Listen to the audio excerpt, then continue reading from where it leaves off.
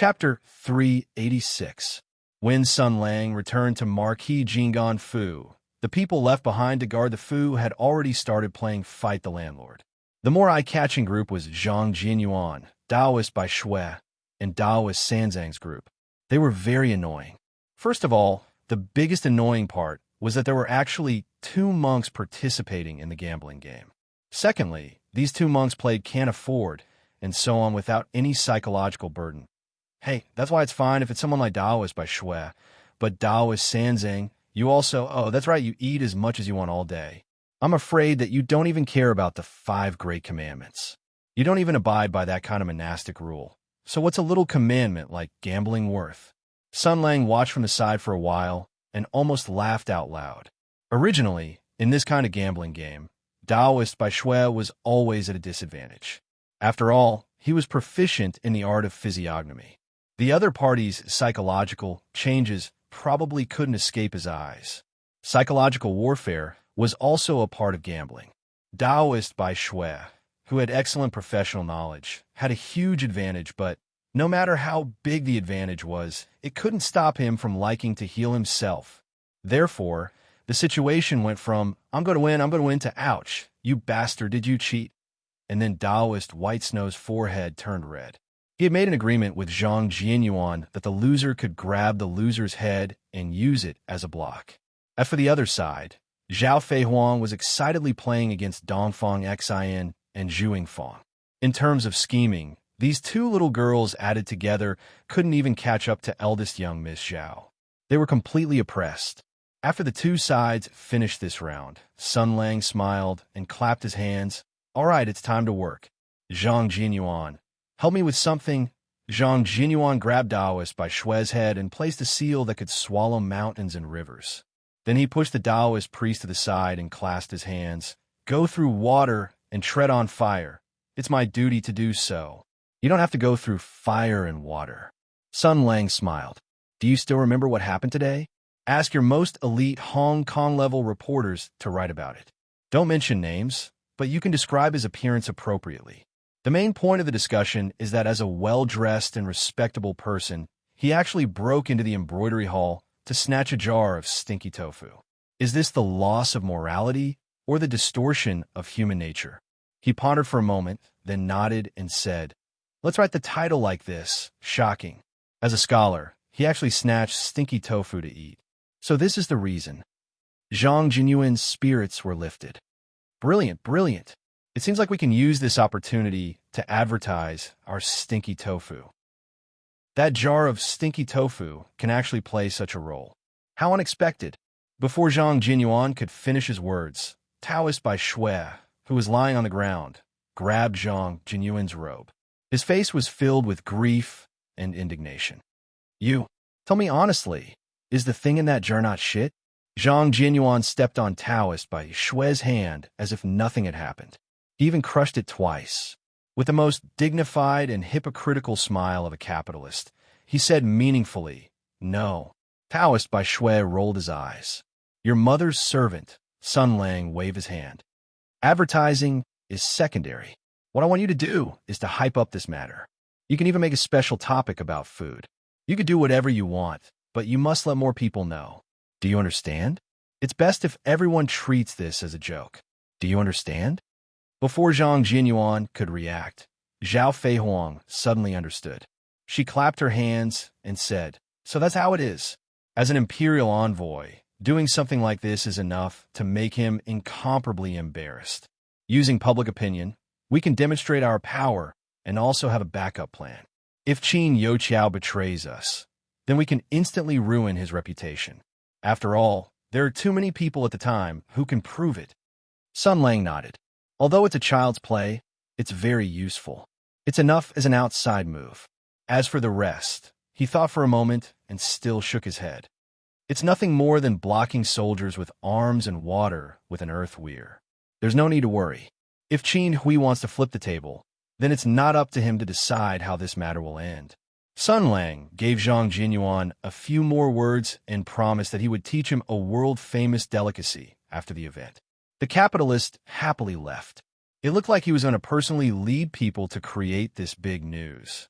Taoist by Shui climbed up with his head and face covered in dirt. He hesitated for a long time before slowly moving over. He mumbled and mumbled a small request about one Yuanzhong, whom he felt was very congenial. The Taoist hoped that Sun Lang would be merciful when the time came, so that he could enlighten that evil creature. He thought that Sun Lang would hesitate or at least ask him to reason. He didn't expect Sun Lang to readily agree. Sun Lang even patted his shoulder and said gently, "Just treat it as a small contribution to the Empire's commentary industry. Taoist by Shui, in the future, remember to pay more attention to the country's affairs and praise the prosperity of the motherland." It seemed that Sun Lang was not only kind, but also patriotic. Of course, to return the favor, Taoist by Shui also had to promise Sun Lang one thing. This made it very difficult for him. It was not because it was difficult, but because it was very strange. At this moment, Taoist by Shui stood in the courtyard and turned his head helplessly. He saw Sun Lang and the others looking at him with expectant eyes and nodding encouragingly at him. Although he didn't know why, since Sun Lang said so, Taoist by Shui took a deep breath and shouted to the sky, "Let me tell you, the Imperial Envoy is in the bag this time. How can the Imperial Envoy lose? He has the Imperial Order.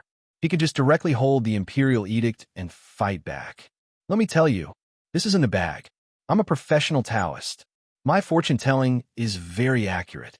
After shouting in one breath, he weakly turned his head and asked carefully, "Like this?" Swordsman Sun looked at him with gratified and happy eyes. Everyone's eyes were gentle and full of affirmation for him. Then Sun Lang came over and hugged him. The other girls high-fived each other to celebrate, as if they had completed a very important ceremony. Taoist by Shui didn't know why, but he felt like crying. This matter was indeed a bit strange. Sanzang was also a loss. She looked at the girls around her and felt that she was out of place. She felt awkward and awkward. Why do I have to be here? However, she didn't know that Brother by Shui had secretly exchanged a look with Almsgiver Sunday. "Can you let this free fighter stay?" "Amateus Buddha, I'm a professional lobbyist. Therefore, in this chaotic battle that revolved around the matter of the magic tool, Sun Lang's forces should be stable." Probably. Due to Sun Lang's extra vigilance towards Qin Hui, Marquis Jing'an Fu did not relax their vigilance at all. Not only did they send people to keep a close eye on Zhongyi Pavilion, they also paid attention to Mingzhou's Yamen's every move. If there was any movement, they would immediately report back. And Xiaochun Hall's reporters were also intensively preparing a big piece of news, preparing to dig a big hole for the Imperial Envoy. If the other party had bad intentions, they would kick him down. However, the Imperial Envoy was unexpectedly calm. He really hid in the Tower of Loyalty and did not come out. He wholeheartedly wrote his memorials. His attentiveness was much higher than that of some of the young men in society who slacked off all day. Sun Lang was bored to death and even wanted to let the great aquatic demon reappear in Jianghu. However, that was Zhongyi Pavilion after all, the ranger's territory. In any case, it was still his old master, so he couldn't make things too ugly. Moreover, Old, who had not returned for the past few days, wholeheartedly guarding his Hui Hui and Odedu. This made it so that Sun Lang didn't have any chance to make a move. Under this calm surface of Mingzhou, a turbulent undercurrent was brewing. From Mingzhou to the imperial capital, Old, who was monitoring all movements. Under such a tense situation, Qin Hui finally finished his memorial 2 days later. Fortunately, I did not fail my mission. In Marquis Jing'an Fu, it was still the Imperial Envoy, Hu Shouxin, and Zhao Feihuang. Qin Hui opened the box in his hand and took out a thick stack of memorials, handing it over to the two people. "Young Lady Zhao, elder brother, the memorial has already been written. Would the two of you please review and correct it? If there are no problems, then we can send the memorial to His Majesty to make a decision." It seemed that the justice that had descended from the heavens a few days ago had given the Imperial Envoy a great shock, making him seem like a completely different person. His attitude was calm, humble, and courteous, and he was courteous to everyone. Hu Shouxin and Zhao Feihuang glanced at each other. They each took a memorial and began to flip through it. Old, who was a master archer, and his eyesight was astonishing. He swept a few glances over the memorial and weighed it in his hand. He knew if there were any hidden layers or if there were any words written on the memorial. He nonchalantly inspected the memorial as he asked, "What does younger brother plan to do?" Qin Hui calmly said, "The memorial will first be presented to His Majesty. If His Majesty feels there are no problems, then he will summon me back to the capital to personally debrief and close the coffin to conclude this matter. In this imperial court, younger brother's words carry little weight. It will depend on elder brother's methods and operations." Hushoshi nodded. "There are witnesses and material evidence in this matter. It is reasonable and convincing. His Majesty will be satisfied. As for the other benefits and negotiations, it is indeed something that elder brother should do. Take advantage of the fact that the memorial has been submitted and the imperial capital has not replied. Younger brother should take a break from work and have a good rest." Qin Hui nodded, a trace of a smile appearing at the corner of his mouth. "We will do as elder brother says. After the two of you have inspected the memorial and found no mistakes, the three of us will seal the memorial and send a rider to deliver it to the capital." Hushoshi nodded. "Then, younger brother's mission will be considered complete." Qin Hui gave a long sigh. "Yes." The two of them looked at each other and smiled as if a heavy burden had been lifted from their shoulders. However, just how sincere and how much doubt there was in this smile, only the person involved knew. "No," Qin Hui thought in his heart. "My mission has only just begun." Chapter 387. After repeated comparisons and checking that everything was normal, it was finally time for the final step. Under the gaze of Hushoshi and Zhao Feihuang, Qin Hui sealed all of the memorials into the box. She then imprinted the Imperial Envoy's heavenly token talisman on the patterns at the top of the box. A series of metallic sounds rang out. The 64 divinatory plates at the mouth of the box spun endlessly at a dazzling speed. Finally, they locked into place and gave off a soft hum. Qin Hui raised her head and smiled at the two of them. It was made by the Ministry of Works Celestial Workshop and has the highest level of confidentiality. Once locked, only the Emperor's Imperial Talisman can open it. It will not be intercepted or tampered with by anyone. This memorial will be sent directly to the Emperor's desk. It'll be foolproof. Hushoshi recognized this item. He had originally been worried that the memorial would be intercepted or opened on the way. Now that Qin Hui had taken out this item, he was relieved. This item indeed represented the highest achievement of the Empire's craftsmanship and confidentiality. The material was sturdy and did not fear knives, axes, water, fire, or pressure. Even the most clever thief could not pry it open. If it were not for the high cost and the high requirements for the craftsman, it would probably have long become the standard equipment of the Empire's military and political information system. Now that it was given to Qin Hui, it showed the importance the court placed on this matter. Although if a bastard like Sun Lang was angry, he could use brute force to directly open this thing and snatch the thing inside before the self-destruction mechanism activated. However, if he wanted to put the thing back in after taking it out and pretend nothing had happened, he was daydreaming. So, there was no problem. There was probably no problem. Hushoshi let out a breath. He had also been worried that Sun Lang would secretly tail the messenger and steal the memorial. Then, relying on his understanding of the Empire's military and political system, he would write a bunch of nonsense, wantonly tamper with it, fill it with vulgar words, and continue to send it to the capital. TSK, just thinking about it gave him a headache. Thus, old Hu smiled slightly. Very appropriate. Brother, please do as you please.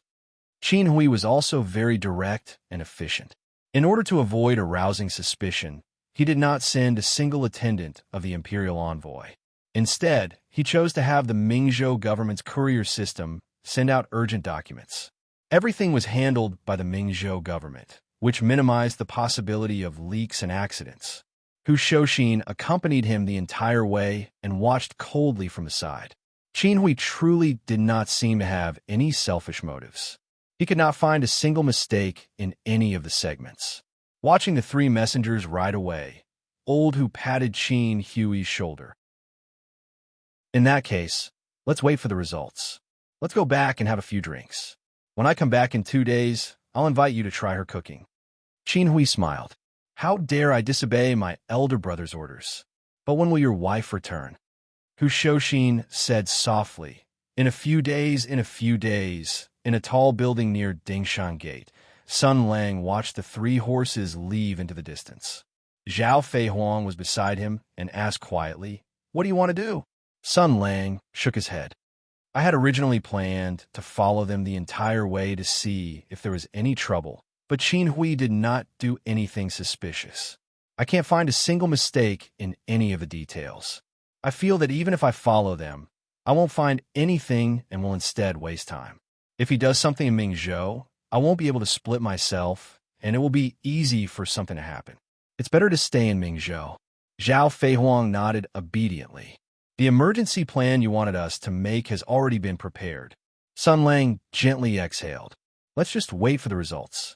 Now, we only need to... He suddenly thought of what Zhang Yinluo had said to him before. For some reason, a glimmer of confusion flashed through his heart.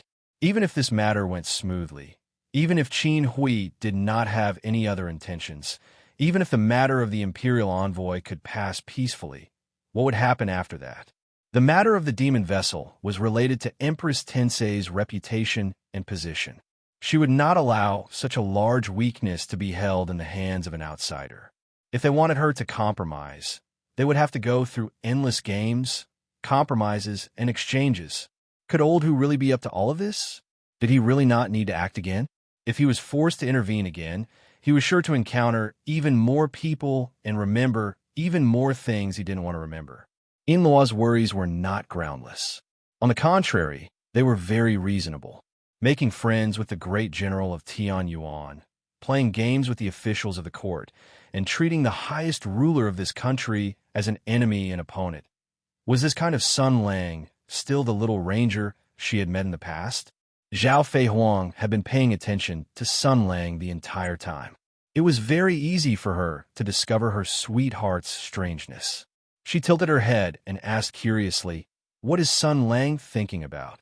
Sun Lang paused for a moment and then smiled slowly. Nothing. Let's go back. Yinluo is right.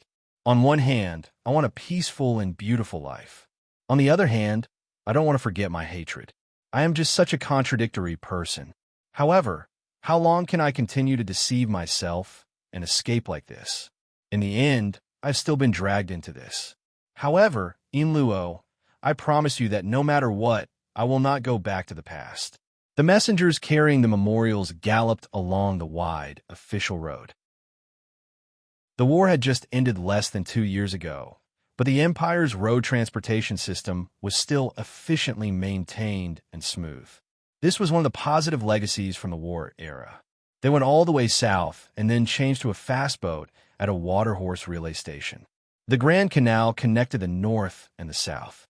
A light boat sailed down with the current, not at all inferior to a galloping horse. Moreover, with the help of the current and the strong wind, there was no need to change horses or rest along the way. The 3 messengers were, as if they were facing a great enemy.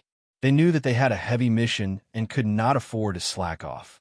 In the cabin, the leader said slowly, Brothers, this is not the first time we have worked together on a mission. Let's not waste time on pleasantries. It is an urgent letter, and we are imperial envoys. If we do a good job, there will not be much reward. If we do a bad job, our heads will be moved. Although it is a difficult task for the sake of our wives and children, we still have to do our best. The other 2 looked at each other and cupped their fists. We will listen to the elder brother's decision. The man nodded and pointed at the map in front of him. Brothers, please take a look. The Grand Canal is divided into 3 sections, both upstream and downstream. For the downstream section, we can take a boat down. For the upstream section, although we have the power of the sail, it is still too slow. Therefore, we have to go ashore and change horses. This mission is very important, so only the 3 of us can escort you all the way. We cannot go to the relay station to change people. We will all have to work a little harder. Sometimes, we can only take a nap on the back of the horse. When we arrive at the imperial capital and hand over the mission, I will treat you two brothers to a drink." Seeing the two deputies nod, the relay official said, "Looking at the time, we are almost at the boundary of Sui province. We will disembark at Qianhang Prefecture. Both of you, cheer up. Recently, Sui province has not been peaceful. I heard that something happened in a place called Lu Town. The imperial court has also sent an imperial envoy." Before he finished speaking, the sound of a cannon rang out in front of them. Above the river, a vigorous and explosive shout came from afar. "Ships ahead! Quickly lower the anchor and stop the sails." The three of them looked at each other and were shocked. In an instant, they had already drawn their knives. The relay official carried the chest of memorials while the two deputies protected him behind them. The three of them had solemn expressions as they left the cabin. At this time, the sky was already dark. Taking advantage of the last remaining light, they could faintly see a huge object standing on the river in front of them. It was like a giant beast on the water, making people feel intimidated at first sight. They let out a sigh of relief.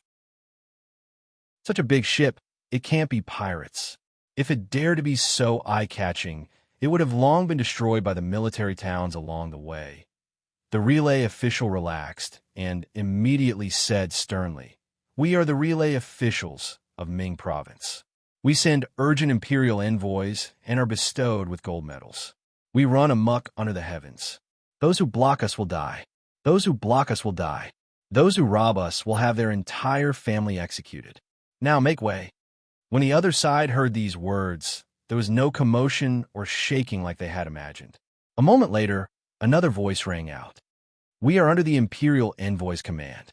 We have orders to seal off the canal and stop suspicious ships. You claim to be a relay official of Ming Province. Do you have an identity document? After investigating, let us pass immediately." "It's here." The warship quickly lowered a small boat. A few black-armored soldiers steered the boat over and quickly joined the relay ship. After the two sides greeted each other, the relay official handed over the document and proof of identity. After examining it carefully with a torch, the officer on the other side revealed a smile. After returning the document, he said, "So, it's a brother from the relay station. We have a mission and have no choice. Please forgive us. May I ask what the letters you are transporting are? This also needs to be checked." The relay official was stunned. Then, he suddenly said, "This is an urgent imperial envoy's document. Those who read it without permission will have their entire family wiped out. If you want to see it, I can't stop you. However, after the imperial court blames you, can you bear the responsibility?" The officer waved his hand and smiled. "Brother, you've misunderstood. I'm just looking at the box. Urgent imperial envoy's documents are placed in the P.O. box. I've seen it before in battle. I can tell if it's real or fake with one glance." Only then did the relay official relax and carefully let the other party see the box. As expected, the officer only glanced at it a few times. He then cupped his hands and said, "My apologies. You can pass immediately." One couldn't slap a smiling person. Furthermore, they had a mission and couldn't complicate matters. Although the relay officials were unhappy, they still saluted and said, "You are all doing your duty. How could I dare complain?" A black-armored soldier took out a green order flag and waved it toward the warship. The officer said, "All right, you can pass now. Have a safe trip." Speaking up to this point, he asked nonchalantly, "Brothers, is this mission to the imperial capital?" The relay official was baffled. "Of course. This is an urgent imperial envoy's document. If it's not delivered to His Majesty's palace, where would it be delivered?" The officer only smiled and then left the post house, allowing them to leave. The small boat quickly disappeared into the boundless waves and continued to head south. The officer rowed the small boat back to the warship. His expression became serious. After he boarded the ship, he quickly walked to the cabin on the second floor. He pushed open the door and entered. He saluted and said, "General, this is indeed an urgent imperial envoy's document. I've seen the P.O. box before. It can't be wrong. It's finally here." Chapter 388. A period of time had passed since the demon change in Lu Town. The strange change that occurred that day still lingered in people's memories. The black armored army's camp outside the town, which was like a black cloud pressing down on the city, reminded all the officials in Suizhou that this matter was far from over. The imperial envoy, who had been ordered to investigate the demon change in Lu Town, had been living in seclusion these days. No one knew what he was busy with. The black armored army's blockade of Lu Town had not yet ended. Even the Grand Canal had been sealed off. Elite soldiers wearing black armor roamed about everywhere. Regardless of whether it was the officials in Suizhou or the spies of the various powers in the capital, no matter how hard they cracked their heads, they could not figure out what the imperial envoy was doing. In particular, the soldiers who had set up roadblocks did not ask for filial piety and did not ask for taxes. They were honestly screening the ships that came and went. After all the necessary procedures were completed, they immediately let them go. This dog had reached the end of the world and stopped eating shit. It was so King strange. What they did not expect was that the imperial envoy, whose whereabouts had been uncertain these days, was not searching around Lu Town for any traces of the town's demon transformation. Instead, he was hiding on a battleship on the river, acting mysteriously. No one knew what he was doing. This imperial envoy's surname was Xiong. Because he had an older brother, the military called him General Xiong, or Second General for short. This second general was also a hero of Tianyuan. He joined the army when he was young. With the help of his older brother, he was brave and skilled in battle. In the Tianyuan era, where heroes were judged by military merit, his promotion was not slow. In a dozen years, he went from a soldier to a guerrilla general. Unfortunately, fate made fools of people. For some reason that everyone kept a secret, his leg was injured. When he was sent to the rear to recover, due to various coincidences, he missed the final battle of Tianyuan. No one knew if he managed to keep his life or if he missed a great opportunity to walk to the pinnacle of life. But there was no difference. In any case, he had opened up a new path and found another way. Now, he had a meteoric rise. With the emperor's orders, he led the black armored army and handled the affairs of the emperor. He was an imperial envoy who held military power. No matter how one looked at it, he was in a much higher position than Qin Hui. At this moment, he was sitting in the spacious cabin, sipping the hot tea in his hand to dispel the cold air from the river. This general was born with a dignified appearance, with thick eyebrows and big eyes. He looked very straightforward, giving people the impression that he was a straightforward man without any schemes. Such officers were always liked by their superiors. What could be more convenient than a subordinate who was not scheming but could fight? After listening to his subordinate's report, he pondered for a moment and slowly said, "Have you asked?" There was no beginning or end to this question, but the subordinate still understood. He lowered his head and replied, "I have specially asked. These courier soldiers are indeed heading toward the capital." General Xiong sighed. "My lord is indeed prophetic. He knows that Qin Hui is not Hu Shouxin's opponent, so he has already instructed me. If the urgent letter is for me, then everything is under control. If the urgent letter is for the capital, then there is an 80% chance that something has happened. It seems that it is time for me to appear." The officer who came to report was clearly not a team leader in charge of setting up checkpoints. He looked surprised. "General, you're going to Mingzhou?" "But..." General Xiong glanced at him. "But what?" The officer gritted his teeth and clasped his hands. "General, as an imperial envoy appointed by the emperor, you are responsible for the transfer of Lu Town. If the officials of Sui province know that you have left your post without permission and have taken the black armored troops to Mingzhou, there will be no end to the trouble. Regardless of the accusations from the courtiers who are on good terms with Hu Shouxin, you will not be able to get past the censors." General Xiong laughed. "If even you feel that it is inappropriate, then our enemies will not be on guard. This is the wisdom of my lord. As for what you are worried about," he smiled, "after I leave, you will be in charge of the affairs of Lu Town. This time, the black armor troops are said to be 800, but there are actually 1,000 of them. Other than the 200 private soldiers that my lord has secretly allocated to me, I will take 200 men with me. These 400 elite soldiers are all my lord's elite soldiers. They are willing to die for my lord, so there is no need to worry about them leaking information. As for the remaining 600 men, I will let you command them and pretend to be 800 men. This kind of bluff should not be difficult for you." General Xiong Air patted the shoulder of the deputy general in front of him. "I will lead these 400 elite soldiers and secretly head north on a merchant ship. With the momentum of a thunderbolt, we will head straight for Mingzhou." The deputy general still seemed to be worried. "What about after that? You?" General Xiong Air's hand on his shoulder tightened. He interrupted the deputy general's speech and smiled meaningfully. "From bringing up the case of the demons in Lu Town to resolving the rumors of the demonic weapon in Mingzhou, I will lead the troops to Mingzhou. Whether or not it is in accordance with the laws of the country is a matter of a secret edict. Brother, what do you think?" The deputy general was at a loss at first, but when he came to his senses, his expression became one of shock. He lowered his head and suppressed the shock and trembling in his heart. He said respectfully, "I wish you a bright future and immediate success." General Xiong Air nodded in satisfaction. He stood up and clapped his hands. In the dull sound, a few people came out from behind the screen. They were wearing thick cloaks, revealing only a pair of cold eyes. They exuded an aura that made the deputy general uneasy. He could not help but hold the hilt of his sword with a vigilant expression. General Xiong Air just smiled. "Gather your men. We should set off. I believe that the Lord has already instructed you before, and you know what to do. The opponent is Hu Shoshin. You cannot underestimate him."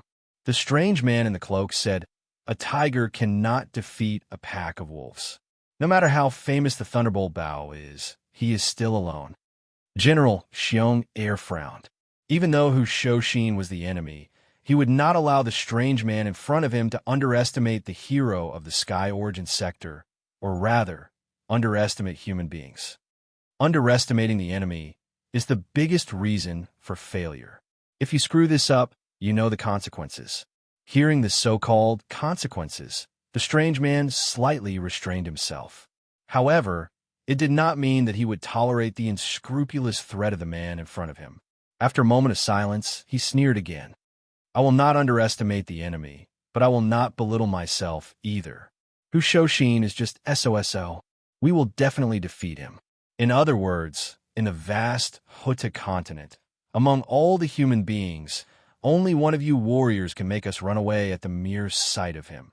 Speaking of this, he let out an ear-piercing laugh. His eyes were full of sarcasm and mockery.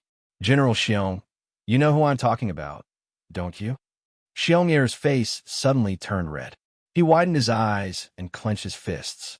The bones all over his body let out a series of crackling sounds. For him, the incident was no different from an infuriating reverse scale. Although it had been years, he still felt the dull pain in his legs when he thought of it. However, he did not attack or turn hostile after all. Not only was the master's order more important than Mount Tai, there was really no need for him to be infuriated over such a trifle. After all, the man was already dead. However hateful, bastard, and despicable he was already dead. He was dead, and I was alive. This was the final result. No matter how much glory I received, and no matter how much privilege my family and my fellow soldiers received, I was still a dead man. Besides, hee, ha ha ha ha. He suddenly laughed.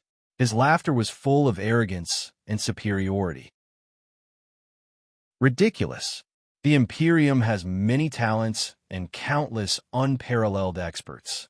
From the 7 luminary sword saint to the generals of various provinces, to the commanders of various armies, to the commanders of various departments, and to the grandmasters of various sects. All of them could kill you as easily as killing a chicken or a dog. You're just a frog at the bottom of a well. How ridiculous! General Xiong Air sneered and looked at the other party in the eyes without backing down. Otherwise, Hutu is so vast that you can always see one person in your eyes. Why are you here as a dog for my master? The two of them were at each other's throats. Their sharp killing intents collided, neither of them backing down an inch. After a moment, the two of them withdrew their auras and sneered at the same time.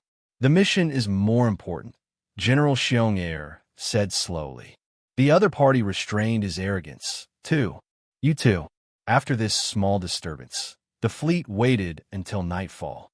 Then, the elite soldiers of the Black Armored Army, who were sent out earlier under the pretext of collecting intelligence, boarded the prepared merchant ships in groups of 2 or 3. Under the cover of the night, they quietly gathered together. Everything was carried out in an orderly manner in the dark. A shocking plan that could deceive the whole world was carried out secretly. They gathered together like a black rock, ready to flap its wings and cause a huge storm that could shake the world. The ship raised its sails and sailed slowly towards the north in the vast darkness of the night. General Xiong stood by the railing and looked at the vast river. The experience of his early years kept flashing in his mind. It was a shame that he could never forget. He clenched the railing, and his face was full of ferocity. Hu Shouxin, I haven't seen you for a long time. I thought that I would never have a chance to take revenge. I didn't expect that God would give me such a great opportunity. Even though I can't find a dead person to take revenge on, I have a chance to make the people close to him suffer my anger. This is fine. This is also fine. The God really has eyes. I thought that I would never have a chance like this. I didn't expect that things would be more interesting than I imagined. The legacy that person left for you is already gradually being used up. Now that the world is at peace, it's your turn. His fellow soldiers, his benefactor, his admirers, his followers, everyone who is unwilling to forget him, and also his loved ones. And you, Hu Shouxin, you're the first. You didn't expect it, right? Even I didn't expect it. General Hu, the so-called Lu Zhan demon transformation, the so-called Ming Zhou demonic weapon, all of this was a cover. The real target was not Lu Shujin, nor was it that little girl from Marquis Jinggan Fu. But you are? Hu Shouxin, could you have expected it? I come to kill you. Chapter 389. A few secret merchant ships carrying the elite black armored soldiers used an entire night's time to travel north along the Grand Canal. They were careful and did not reveal any flaws. Like the most normal ships, they calmly docked at a commercial port near Mingzhou. After the first batch of support personnel were carefully disguised, they disguised themselves as traveling merchants and entered the city secretly in batches to carry out the preliminary preparations and investigation work. They were the elites of the Heavenly Policy Palace. Although they were extremely fierce in battle formations, they were also very good at ambushing enemies. All of their actions had been carefully planned in advance. The battle plans made by the Heavenly Policy Palace's advisors could be said to be flawless. They would not make any mistakes, even if they were not careful. General Xiong sat calmly on the fishing platform. After noon, news endlessly came back. The group responsible for confirming the whereabouts of the Imperial envoy Qin Hui disguised themselves as traveling merchants from other places. Using the excuse that their money pouches had been stolen, they went to Mingzhou Zhongyi Tower to seek help from wanderers. Then they waited for an opportunity to observe and act. The mission was successfully completed. These soldiers had all memorized the portraits of Qin Hui and her entourage of Imperial envoy guards. Taking advantage of the short time, they entered Zhongyi Tower and looked around. They found 2 Imperial envoy guards sitting in the main hall drinking alone. From there, they came to the conclusion that the Imperial envoy had also stopped at Zhongyi Tower. To avoid exposing their tracks, they strictly adhered to the rules of the mission and did not have any contact or communication with the other party. The premise for all of the secret operations was that the entire city of Mingzhou was under Hu Shouxin's surveillance. Thus, the various yamens in Mingzhou were not trustworthy. The power of all of the yamens could not be borrowed. Safety and secrecy were the top priority for all of the operations. Although the target had the geographical advantage, it was fine. The support for this operation was the Heavenly Policy Palace, which was unparalleled in the world and full of talents. Xiong glanced at the map in front of him. The structure of the Marquis of Jinggan's Fu was all on this map. The soldiers sent out this time to the Marquis Fu to confirm whether the Marquis Fu had been recently expanded or modified, causing it to deviate from the map. Although the main target of this operation was Hu Shouxin, Zhao Feihuang still could not escape. This woman had betrayed the Lord. If she lived in this world, she would obviously be a threat to the Lord's great cause, so she had to die. However, compared to the most difficult to deal with Hu Shouxin, she was only a small character. Only 50 soldiers would be needed to wipe out her entire residence. As for Hu Shouxin, the corner of Xiong Er's mouth curled into a cold smile. This old soldier of the Heavens Yuan army would never have dreamed that he would be killed with his reputation and status in the Heavens Yuan army. This was an opportunity for him to plot against the unsuspecting. As for how to deal with him silently, that would depend on the specific situation. He raised his head and looked at the ceiling of the cabin, silently saying in his heart, "I hope you can give me a pleasant surprise. Heh, don't tell me you didn't use it to this extent." He closed his eyes and rested, allowing the surging undercurrent to continuously accumulate. For an excellent hunter, the most important thing was patience. He had to wait quietly, wait for the best opportunity to strike with an earth-shattering blow. When he opened his eyes again, the sky had completely darkened. The curfew in Mingzhou had begun, and the city gates were tightly shut. He took out a Western replica of the pocket watch from the Celestial Workshop and looked at the time. There were only 2 hours left until the agreed time with the advance party in the city. He stood up and said in a deep voice, "Disembark. Let's go."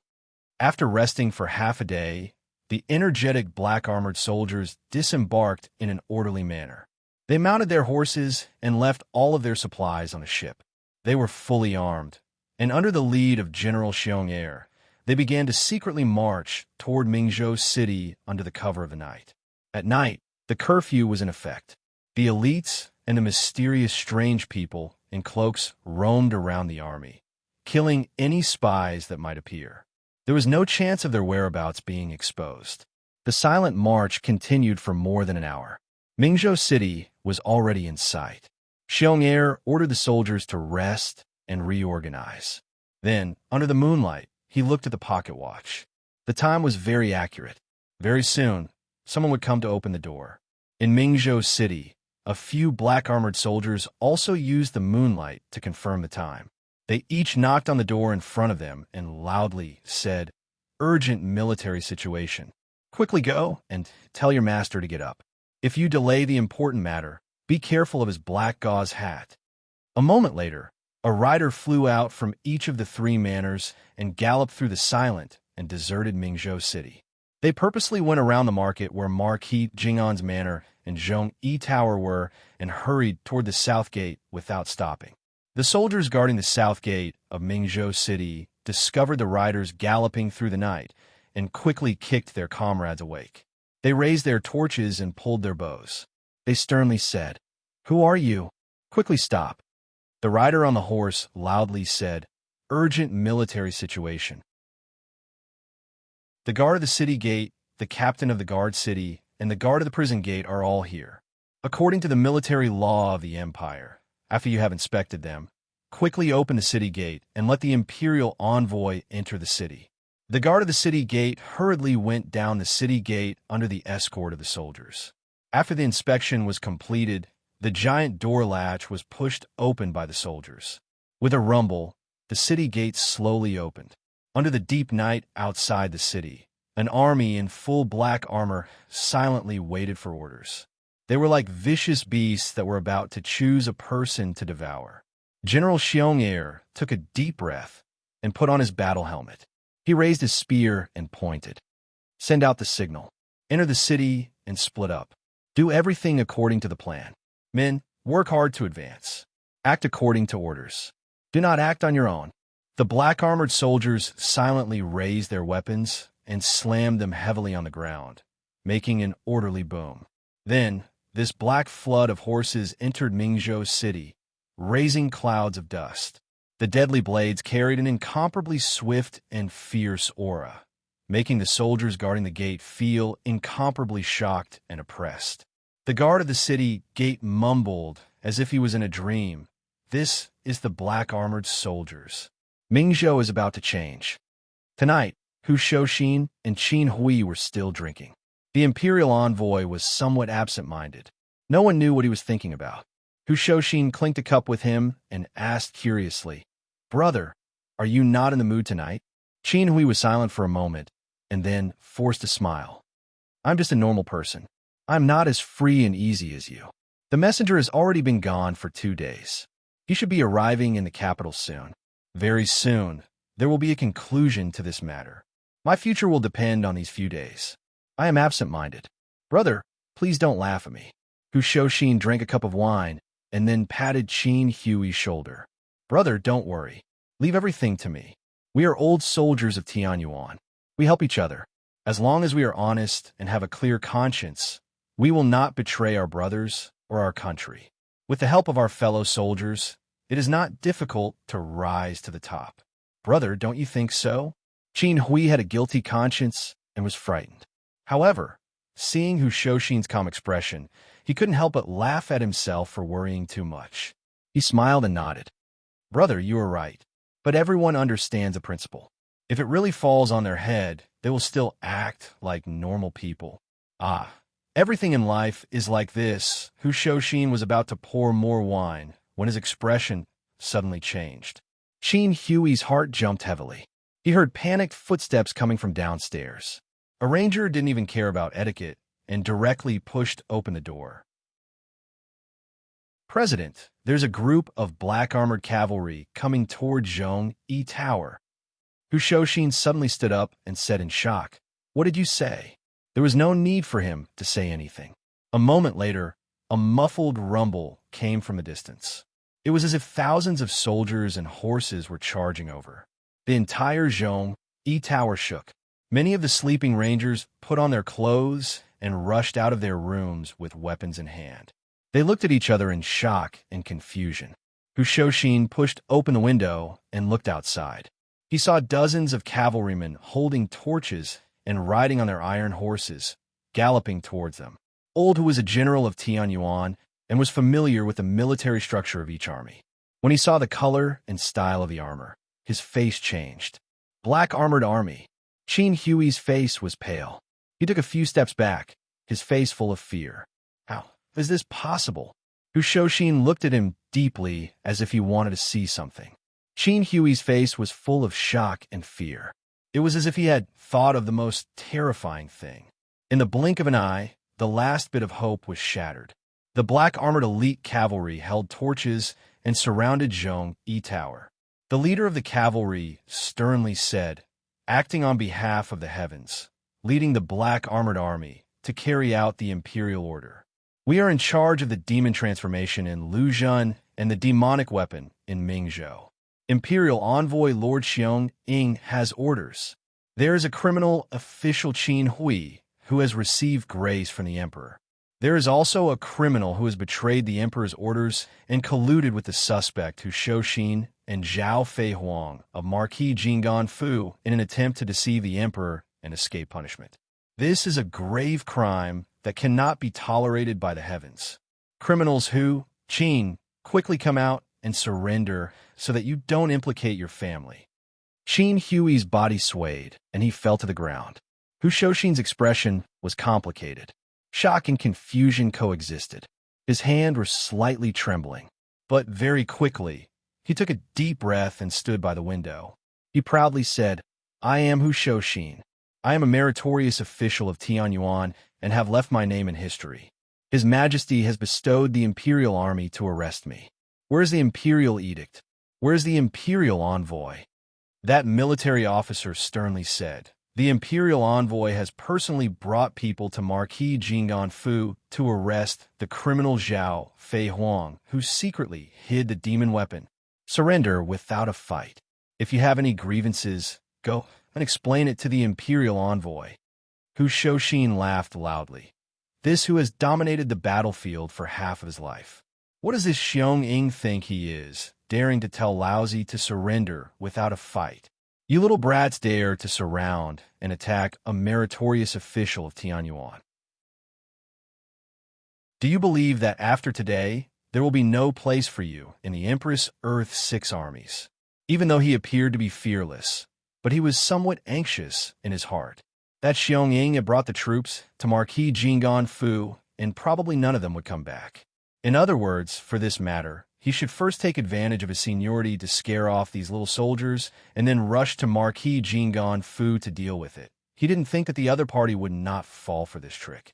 When that military officer heard this, he unsheathed his long sword and sternly said, "Hu Shoshin is resisting arrest. The imperial envoy has orders to kill without mercy." Old Hu saw that these fellows did not know life from death and was so angry that he laughed. "With just you guys." Just at this time, Qin Hui suddenly gritted his teeth and stood up. He pressed down on Hu Shoshin's shoulder and softly said, "Elder brother, we can't do this. Xiong Ying is Empress lackey. Coming here today, I'm afraid he wants to cut the Gordian knot and kill young Miss Zhao to eliminate all future troubles. If young Miss Zhao really dies, then we really won't be able to wash away our grievances even if we jump into the river. Elder brother is invincible and can quickly break out of the encirclement and head to Marquis Jingon Fu to save young Miss Zhao. As long as young Miss Zhao is alive, we will have a bargaining chip that will make Empress fearful, and we can scheme again." Hu Shoshin hesitated. Then brother, a bitter smile appeared on Qin Hui's face. "Younger brother's martial arts are weak. Even if I don't implicate elder brother, I'm afraid I will be shot to death by the arrows. It's better to stay here and surrender without a fight to buy time for elder brother. I only hope that elder brother will not forget our friendship with Tian Yuan and must save younger brother." Chapter 390. Hu Shoshin was still hesitating. Qin Hui panicked and pushed old Hu. "What is elder brother waiting for? The black armor troops are about to attack. Do you want to fight them or wait to be captured? The former will become a topic of ridicule, and the latter will be the end of everything." Hu Shoshin gritted his teeth. Now that things had come to this, he could only choose the lesser of two evils. Over there, Xiong Ying had brought the black armored troops to Marquis Jingon Fu. If Sun Lang's murderous nature kicked in and killed the imperial envoy along with the guards, then everything would be over. He gritted his teeth and stomped his feet. "Younger brother, take care of yourself. Elder brother will definitely not let you down." Qin Hui anxiously said, "Elder brother, there's no harm in going. Let younger brother handle things here." Thus Hu Shoshin gave a long whistle. "I won't argue with you bunch of brats. Elder brother will go find Xiong Ying and reason with him. Wanderers, listen up. No need to panic. I'll be back soon." After he finished speaking, his body flashed with lightning and he broke out of the window. The officer quickly ordered arrows to be released, but old Hu's movements were extremely fast. He reached out and grabbed a few arrows. With a flip of his hand, he threw them.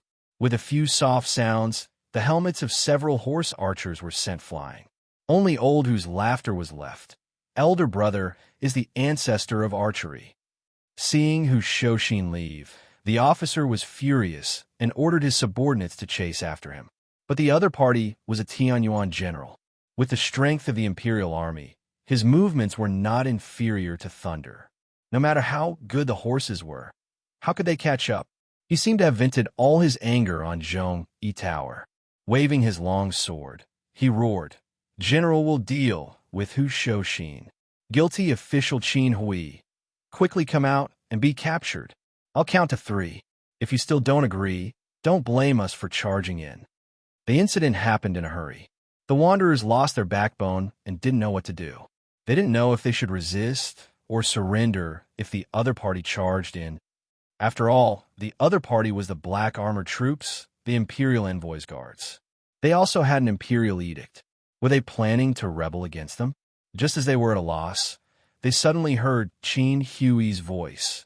"General, there's no need to be angry. Since General Xiong has given the order, this official will naturally surrender. I will argue with him in the Golden Hall. I only ask that the general quell his anger. No matter what this matter is, it has nothing to do with the rangers of a loyalty tower. Please do not harm the innocent." The officer sneered. "You're about to die, and you still have time to care about others?" Qin Hui calmly said, "My brother is busy with my affairs. I naturally have the responsibility to protect his subordinates." If you harm the wanderers here on your own accord, then I will immediately kill myself. I am an imperial envoy. If I die here for no reason, no matter if it is you or General Xiong, neither of you will have a good ending." The officer hesitated for a moment, then shouted, "Then come out." Qin Hui laughed out loud and turned to push open the door to the study. Walking to the railing, he looked down. Everyone was watching him. No matter if it was the wanderers or the imperial envoy's guards under his command, their expressions were all different. Some were terrified, some were hopeless, and some were at a loss. However, their gazes were all filled with admiration and kindness. The imperial envoy tidied his clothes and calmly walked down the stairs. The crowd silently parted. Everyone's eyes were filled with reluctance to stay, but no one truly made sound. No one chose to resist. In the end, humans were creatures like this. They only knew how to watch a hero die. After the event, they would shed a few tears and sing a few songs of praise to show their appreciation of this action and to show that they were on the same side as the hero. So, there was no mistake. Heroes died without a place to be buried. Saints were perfect.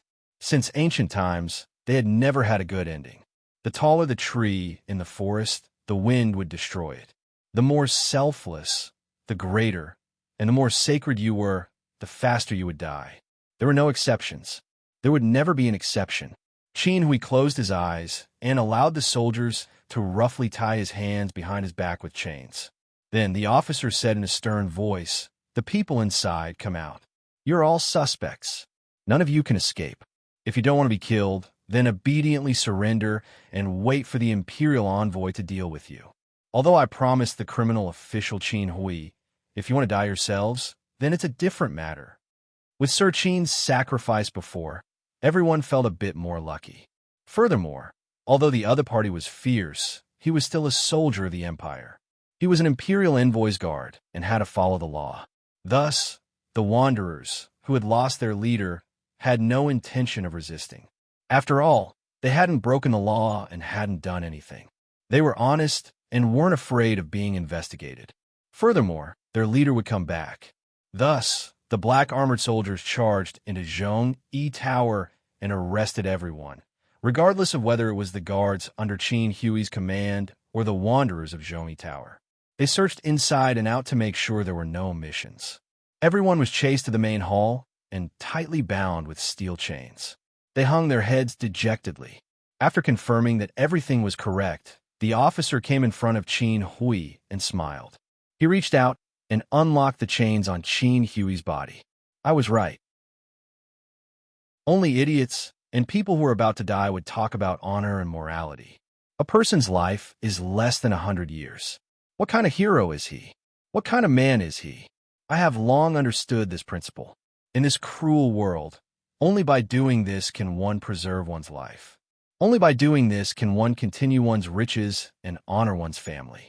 He met the wanderers' shocked and confused gazes and stretched lazily. The wanderers roared angrily. They weren't stupid and immediately realized that this was all a despicable trap. However, they were now captured. Even if they were twice as strong, they wouldn't be able to break free of the steel chains. They wouldn't be able to harm a single hair on this despicable person's head. The black armored soldiers waved their weapons without hesitation and knocked the wanderers to the ground. These people were really fierce. Even if they were stepped on, they still roared and cursed. Qin Hui felt a chill in his heart. Hu Shouxin was dead for sure today, but these wanderers also had mouths. If the details of today's matter were leaked out, he was afraid that the ruffians who were on good terms with Hu Shouxin wouldn't let it go. He might as well go all the way and directly. He gave the officer a questioning glance.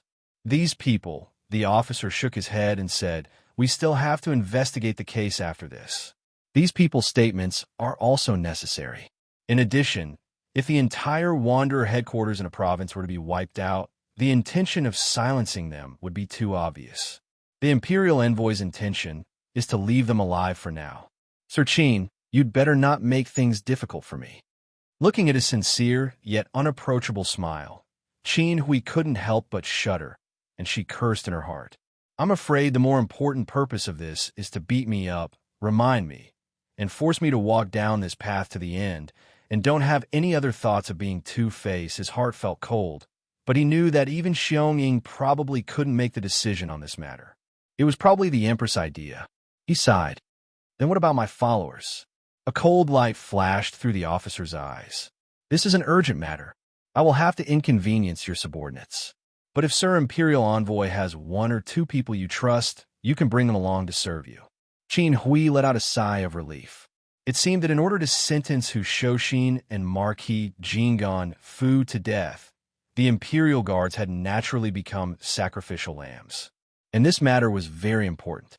These guards would probably be, but it doesn't matter. Anyway, these people don't have much to do with me. It's fine as long as I bring Brother Yuanzhong out. As for the others, I can only... He made up his mind and began to search for one Yuanzhong in the crowd. He quickly found him. His subordinate and close friend was also tied up and kneeling at the side. He walked forward a few steps and pointed at one Yuanzhong, saying, but immediately he couldn't say anything because he saw one Yuanzhong's eyes. Disbelief, confusion, shock, and disappointment. One Yuanzhong's eyes were gloomy, as if it was the first time he met this superior and good friend. He said bitterly, Sir Qin, what is going on? Qin Hui casually said, I'll explain it to you in the future. First, one Yuanzhong interrupted him and said indifferently, on the way to Mingzhou, you and I talked for a long time about General Xiong. In the end, you never told me that you already had contact with General Xiong. In Mingzhou, we went through water and fire. First, we were in a difficult situation. Then we compromised and plotted with General Hu and young Miss Zhao for a long time. You discussed with me for a long time, but you didn't tell me that you wanted to deal with General Hu. Qin Hui said angrily, those are all important matters of the state, imperial secrets. Even though it's wrong to hide it from you, but when Yuanzhong said boldly, just now you wanted to silence all these wanderers. Just now, you righteously tricked General Hu to leave. Just now, you played with everyone in the palm of your hand. These are all important matters of the state and imperial secrets. Qin Hui's expression sank. Enough. Not enough. This is still not enough. One Yuanzhong slowly said, you still have things you haven't done. Other than these wanderers, there are also the Imperial Guards that need to be silenced, right? Qin Hui said sternly, shut up. One Yuanzhong loudly said, forgive me for not being able to comply. Lord Qin, this one follows you only because you and I have known each other since childhood. I admire your knowledge, admire your achievements, and admire your character. The world is muddy and everyone is greedy for profit. We scholars should stick to our hearts and not be influenced by external things. When scholars like us who are familiar with the teachings of the sages begin to wallow in this muddy world, then there is no hope for this world. After he finished speaking, his tone softened and he said calmly, weren't these things you told me? Have you already forgotten? Qin Hui was so angry that her whole body trembled. She felt that the surrounding gazes were filled with faint contempt, whether it was the Imperial Guards, the Wanderers, or the Black Armored Army. She said fiercely, say no more, Lord Qin. Wan Yuanzhong maintained his kneeling position on the ground and bowed to Qin Hui. Your character is not worthy of my following. I'm also not someone you trust. The world is unpredictable and the world is full of ups and downs. You and I will bid farewell here. From now on, we will be separated by yin and yang, and humans and ghosts will walk different paths. Perhaps we will never meet again. I wish you a bright future and a noble title. He bowed again, raised his head, and said calmly, if your great ambition is not fulfilled and you die, as long as I'm lucky enough to survive in this world, the sky is high and the road is long. I will not let you down. I will definitely come to collect your bones and build your grave. I will burn incense for you and offer you a toast to fulfill this last code of brotherhood. Goodbye, Brother Qin. From now on, we will cut off our friendship and not go to the netherworld. We will never meet again. Chapter 391. Qin Hui gazed at Wan Yuanzhong with indifference in his heart. He already knew that there was no point in trying to persuade him to stay or saying anything. His former best friend had already parted ways with him, severing all ties with him. It was very sudden, but it was within reason. His friendship was a lifetime of following and supporting, and cutting ties with him would only take a short moment. Wang Yuanzhong was just such a person. When he thought that a person was worth following, he would not regret it even if he died for that person. But when he thought that the person he was loyal to went against his beliefs and expectations, then he would decisively draw a clear line between him and that person, even if he knew what this meant. Just like now, even if he knew the Imperial envoy guards would be silenced, even if he knew the end of staying here was obvious, he still did it. This was truly, unbelievably stupid. Qin Hui gazed at Wang Yuanzhou. His eyes were filled with disappointment. It's already been a few years, and you haven't made any progress. You talk about being magnanimous and having a clear conscience. Magnanimous and being deceived by villains. Gentlemen are deceived. Those with a clear conscience are feared by those with a guilty conscience. Those who follow the rules are beaten by despicable people. If I became an official as you hoped, I would have long been swallowed whole by this man-eating officialdom. How could I still be standing here playing the game of cutting off robes and cutting off all ties with you? Qin Hui's emotions surged. He couldn't tell if it was because he had been wronged or disappointed. He could even betray Hu Shouxin. In theory, a mere Wang Yuanzhong was not important. Even if he gave him up, it was nothing. But, for some reason, he still felt waves of irritation for no reason. He thought of his youth. At that time, he was young and full of vigor. He had a beautiful fantasy about the world. He had once been as hot-blooded and sincere as Wang Yuanzhou. He would never compromise or back down. He had seen his father's teachings as pedantic and despicable. It was not until reality, as hard as steel, broke his head and made him bleed.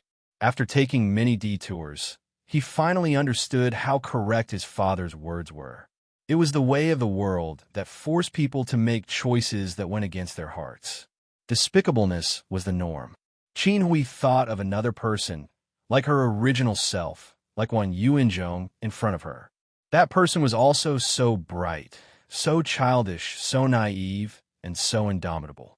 It was just that that person was so much stronger, so much so that he gave people the illusion that he could split open the turbid world. That person's death obliterated the last of his fantasies, allowing Qin Hui to completely transform. He was once childish and made mistakes, but fortunately, he woke up early. This was the norm for all young people in this world. Willful, stubborn, self-righteous.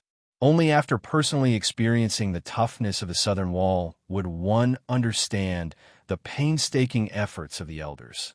However, not everyone was as lucky as Zhang Xian. Qin Hui's gaze on Wang Yuanzhong slowly turned cold. If you refuse to come to your senses, then drown in your own dreams. No one will give you a second chance. He completely cut off the last trace of pity in his heart and stood up.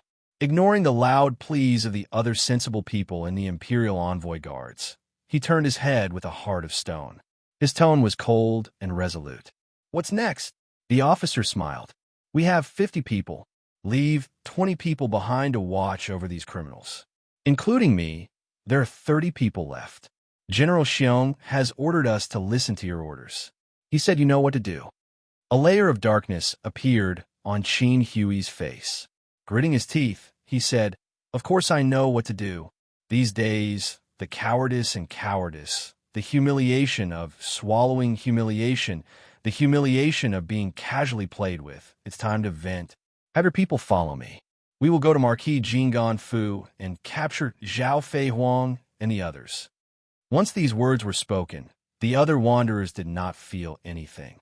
The silent Wang Yuanzhong, who was resting with his eyes closed, silently sighed.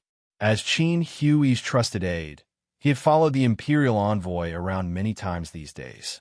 He only needed to think a little, and he knew all the conspiracies. So, that General Xiong Heir's target was General Hu.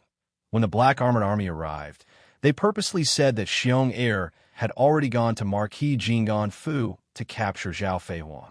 This was to make General Hu anxious. Then Qin Hui would add fuel to the fire and persuade General Hu to break out of the encirclement. Like this, there would be the crime of resisting the imperial envoy. Then, in reality, Xiong Heir did not go to Marquis Jinggan Fu. Instead, he led the elite troops and set up a pocket formation on the path general who had to pass to ambush this Tianyuan general. It really was a good plan, attacking when the enemy was unprepared, unexpected. From beginning to end, General who would never have thought that the true target and prey would actually be himself. Since Xiong Heir decided to ambush Hu Shouxin, then no matter if it was the preparation of the military or the aftermath, he must have made all the necessary preparations. Like this, General Hu really would not be able to escape this calamity. As for Marquis Jinggan Fu, there was no need to talk about it. Even General Hu, this kind of meritorious official of Tianyuan, could not escape this calamity. What was a small Marquis Fu that relied on the grace of their parents to survive? What eldest young Miss Zhao, what family of loyal martyrs, when faced with the armored cavalry of the Black Armored Army, would they be able to resist? After all, this was the power of the imperial court, the prestige of the country. Not to mention young Miss Zhao. Even that hero son that Qin Hui could not forget would not be able to escape, as expected, the moment he thought of this. When Yuanzhong heard Qin Hui viciously say, "We will go to Marquis Jinggan Fu to capture people." Remember, other than the criminal Zhao Feihuang, there is also a dog thief surnamed Sunday. Don't let him escape. Remember to leave him to me. I want to personally deal with him. Just as she finished speaking, Qin Hui suddenly remembered that the dog thief surnamed Sun seemed to be a paladin. Previously, in order to prevent Hu Shouxin from becoming suspicious, he did not dare to ask in detail. But now, he did not have such apprehensions. He randomly found a person with a rather high position in Zhongyi Tower, kicked him, and asked, "Hey, is there a paladin named Sun who is very familiar with Hu Shouxin in Zhongyi Tower? What's his name?" That paladin spat and sneered. "Of course there is. He is your ancestor. His martial arts are so strong that he can beat a group of us alone. He did not even give face to Basu. If you want to go and die, then go now." Nonsense. Qin Hui frowned and kicked that paladin over. She secretly thought that she had miscalculated. What useful information could she get out of these paladins with tough bones? Now that time was tight, there was no time to torture them. In any case, what kind of storm could a small paladin cause? That paladin fell to the ground and coughed loudly. He continued to laugh wildly and said, "Qin Hui, you betrayed us and will definitely die without a burial place. When Basu returns, the first thing he will do will be to cut you into pieces." Qin Hui sneered. He will not be able to return. The paladin stared fixedly at her. Basu is invincible and will definitely be able to return safely. He will not die. You should prepare to live in fear for the rest of your life. Qin Hui was just preparing to head towards Marquis Jinggan Fu when she heard this and stopped in her tracks. She revealed a subtle expression, and then her gaze became crazed.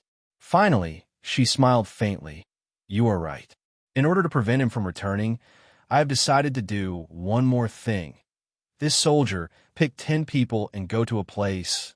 At the same time, Hu Shouxin, who was speeding towards Marquis Jinggan Fu, had a heavy expression. This Xiong Ying did not know the immensity of heaven and earth. How would he know what kind of person was squatting in Marquis Jinggan Fu? Based on this guy's previous grudge with Sun Lang, if he ran into Sun Lang this time, it would not just be a matter of breaking one of his legs. He looked in the direction of Marquis Jinggan Fu from afar. Unfortunately, the distance was too far. Even with his eyes, he was unable to see if the Marquis Fu was calm or if it was already littered with corpses. Shooting an arrow in that direction with a thunderbow could certainly warn Sun Lang. But what was the point of this warning? If Xiong Ying had not arrived yet and Sun Lang received the warning signal, he would probably be overjoyed and take the initiative to go out and see who had arrived. If Xiong Ying had already arrived and both sides were still in a standoff, Sun Lang would discover that he was about to rush over and would definitely attack without a second word. And if both sides had already started fighting, then when this guy saw the situation, he would definitely be even more ruthless. Especially when the black armor troops were Empress subordinates. falling into Sun Lang's hands. How could they be any good? As Hu Shoshin ran, he was worried in his heart. He did not know how today's matter would end. But in the next moment, his expression changed, and he abruptly stopped in his tracks. It was pitch black in front of him, but after fighting on the battlefield for half his life, Hu Shoshin's intuition was already extremely powerful. He had already discovered something. At the end of the street, on the rooftops on both sides of the street, silhouettes that were as silent as ghosts continuously appeared. There was an inescapable net, layer upon layer of encirclement. Sabers were unsheathed, crossbows were loaded. The black armored soldiers and the black-robed mutants intertwined with each other, pointing towards the same person. Xiong Ying held his spear and sat on his warhorse under the protection of his personal guards. He looked down at Hu Shoshin, who was standing all alone in the middle of the street. General Hu, it has been a long time.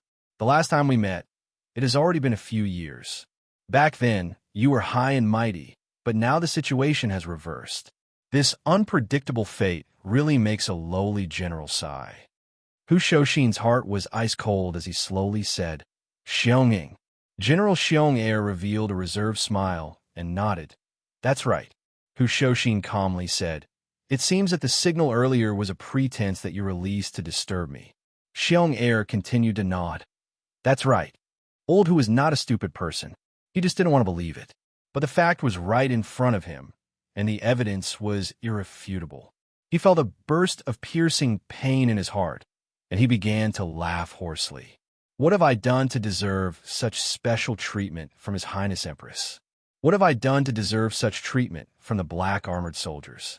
What have I done to deserve such treatment from the soldiers of the Empire? When he said the last sentence, raging fury gushed out from his chest, almost turning into a fury that could burn everything, wanting to devour everything in front of him. He was so angry that his hair stood on end as he roared, How dare you?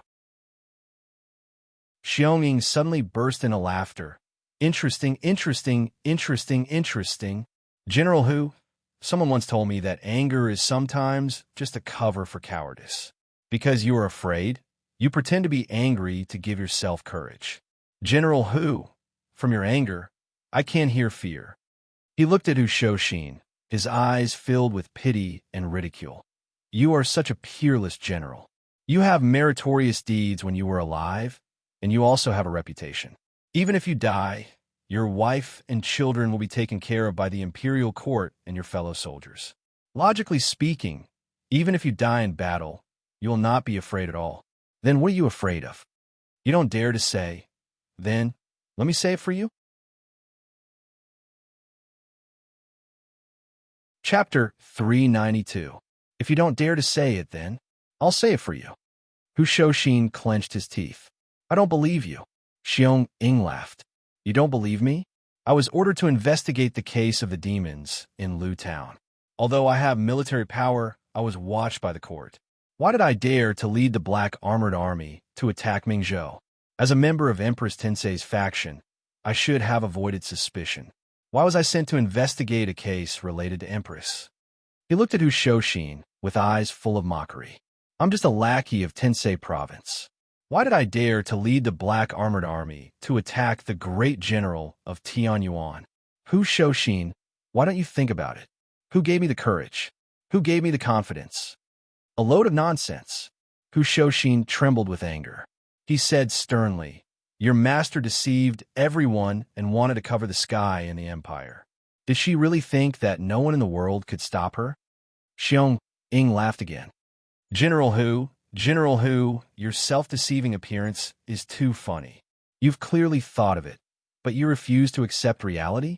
That's right. If it were me, I wouldn't be able to accept it either. I've been a loyal subject my whole life. Why did I become like this? Are you also confused? Hu Shoshin said coldly.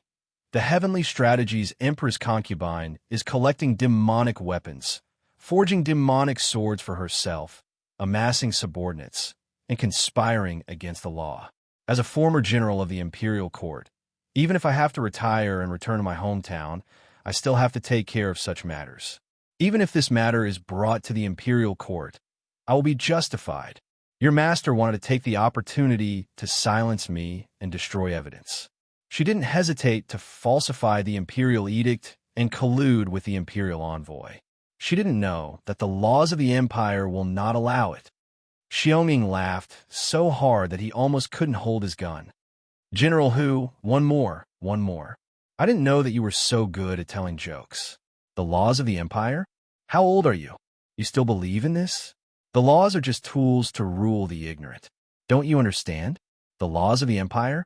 He raised his gun and pointed it at Hu Shouxin. He laughed. I didn't know that there were laws in this world. Hu Shouxin said indifferently. Oh, then how did you break your leg? Xiong Air was like a duck being choked by the neck. His laughter was suddenly choked in his throat. His face turned red, and his face was burning. However, a victorious smile soon appeared on his face. He said slowly, Oh, where is that person now? A subtle look flashed through Hu Shouxin's eyes. Then, he seemed to realize something and asked in a deep voice, What do you mean? It's fine if you don't mention him, but now that you mention him, ha ha ha. Since General Hu helped me say a few words back then, a lowly general will return the favor and let you die knowing the truth. Xionging looked at Hu Shouxin and said with a strange expression, You don't really think that you were killed because you interfered with His Highness Empress's matter, do you? I'm so pitiful. I've been a loyal minister all my life, but because I stood on the wrong side back then, because I refused to forget one person, I ended up like this. Sigh. Hu Shouxin's mind was shaken, and he said sternly, What did you say? Explain it to me clearly. Xionging laughed and said, I've made it clear enough. If you don't understand, then you can die without knowing. When you reach the netherworld, you can ask that person yourself. Hu Shouxin took a deep breath, and lightning flashed and rushed towards Xionging like a cannonball. If you don't want to say it, then I'll make you say it. Xionging didn't panic in the face of the whistling Tian Yuan brave general. Instead, a victorious smile appeared on his face. He shouted, Do it! The air suddenly froze as an indescribably terrifying power descended upon Hu Shouxin. 12 weirdos in thick cloaks floated down and surrounded Hu Shouxin. They reached out one hand at the same time, and invisible, obscure waves connected together. Then, they let out a deep roar at the same time, Seal. Hu Shouxin's body suddenly stopped, and the rolling lightning dissipated. He widened his eyes in disbelief, and then let out a painful roar.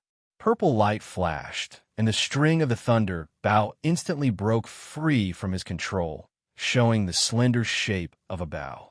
It cut off the spiritual connection with him and fell to the ground. However, he didn't even look at the thunder bow on the ground. Looking at the cloaked people, he said in shock, You... Exactly. Xionging said loudly. They've been specially trained to hunt down and kill the warriors of the Imperial Army who betrayed the Empire. Their power can make the Imperial Army ineffective and forcibly cut off the connection with the Imperial Army. Hu Shouxin, you should know that without His Majesty's permission, even Her Highness Empress wouldn't dare to form such an army. Or rather, without His Majesty's permission, she wouldn't be able to form such an army. He looked at Hu Shouxin and said sternly, Now you should understand. It's not Her Highness Empress who wants to kill you. You've been a loyal subject your whole life, so answer me. If the Emperor wants the subject to die, what should the subject do? Hu Shouxin spat and slowly straightened his body. He said proudly, If the Emperor wants the subject to die, the subject has no choice but to die. I've killed enemies for the country for half of my life. The imperial court has given me a luxurious life, glory, and grace. I didn't betray the Emperor, and the Emperor didn't betray me. If you want my life, all you need is an imperial edict and a cup of poison wine. Even if I don't want to leave this world, I'll do it. He looked at the soldiers around him, the strange demon man, the biting cold blade, and Xionging on the horse. A trace of disdain flashed in his eyes, and he spat on the ground. But His Majesty listened to the slanderous words of a lowly person and looked down on me, Hu Shouxin. He was secretive and scheming and wanted to secretly take my life. Although Hu Shouxin is not talented, but I am not willing to die in the mud so silently. I'll go to the throne and explain what happened today to His Majesty." Xiaoming sneered. "You don't even have the Imperial Army. How can you fight against our iron cavalry? You still want to leave alive? Without the Imperial Army, do you still think you're the great general of Tianyuan?" A wild smile appeared on Hu Shouxin's face. He heavily punched his chest and roared. "It's because I became the great general of Tianyuan that I obtained the Imperial Army. It's not because I obtained the Imperial Army that I became the great general of Tianyuan. The difference between these two things, you'll have to experience it for yourself. All of you can come together. Tonight, in Mingzhou, it was fated that many people would not be able to sleep. The moment the Iron Cavalry entered the city and the signals soared into the sky, the vanguard that had entered Mingzhou earlier all began to move. They had previously been hidden near the important yamens in Mingzhou. After receiving the signal, they immediately knocked on the doors of these yamens and passed down the imperial envoy's token and order.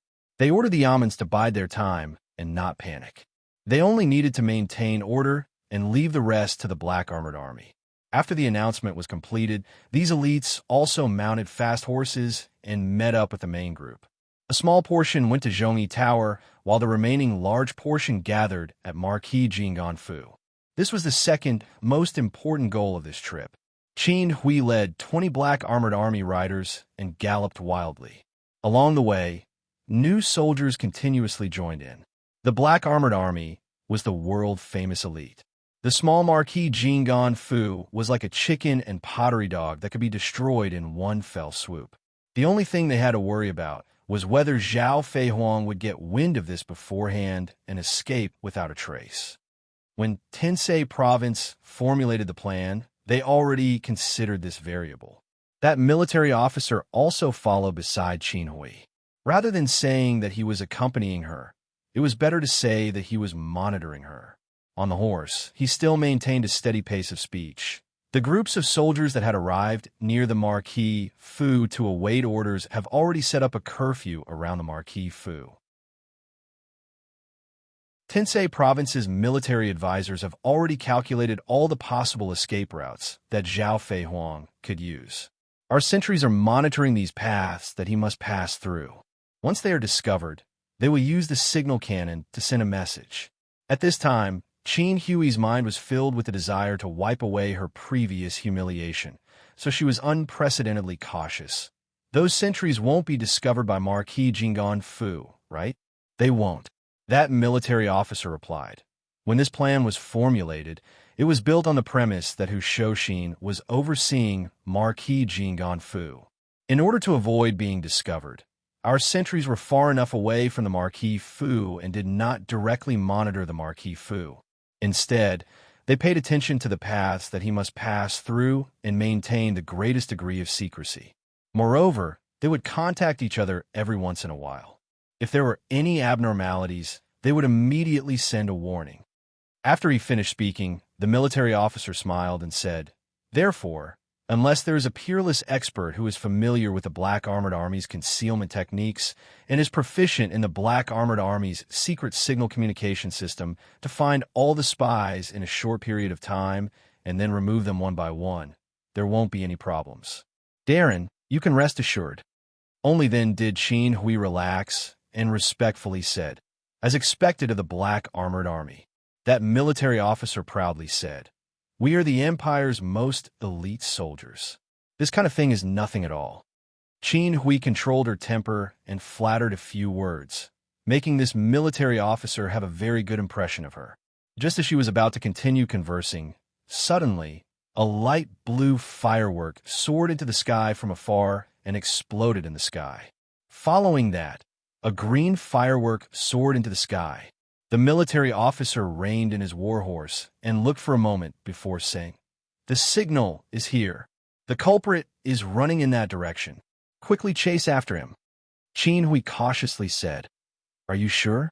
Could it be that the enemy is purposely setting up a trap?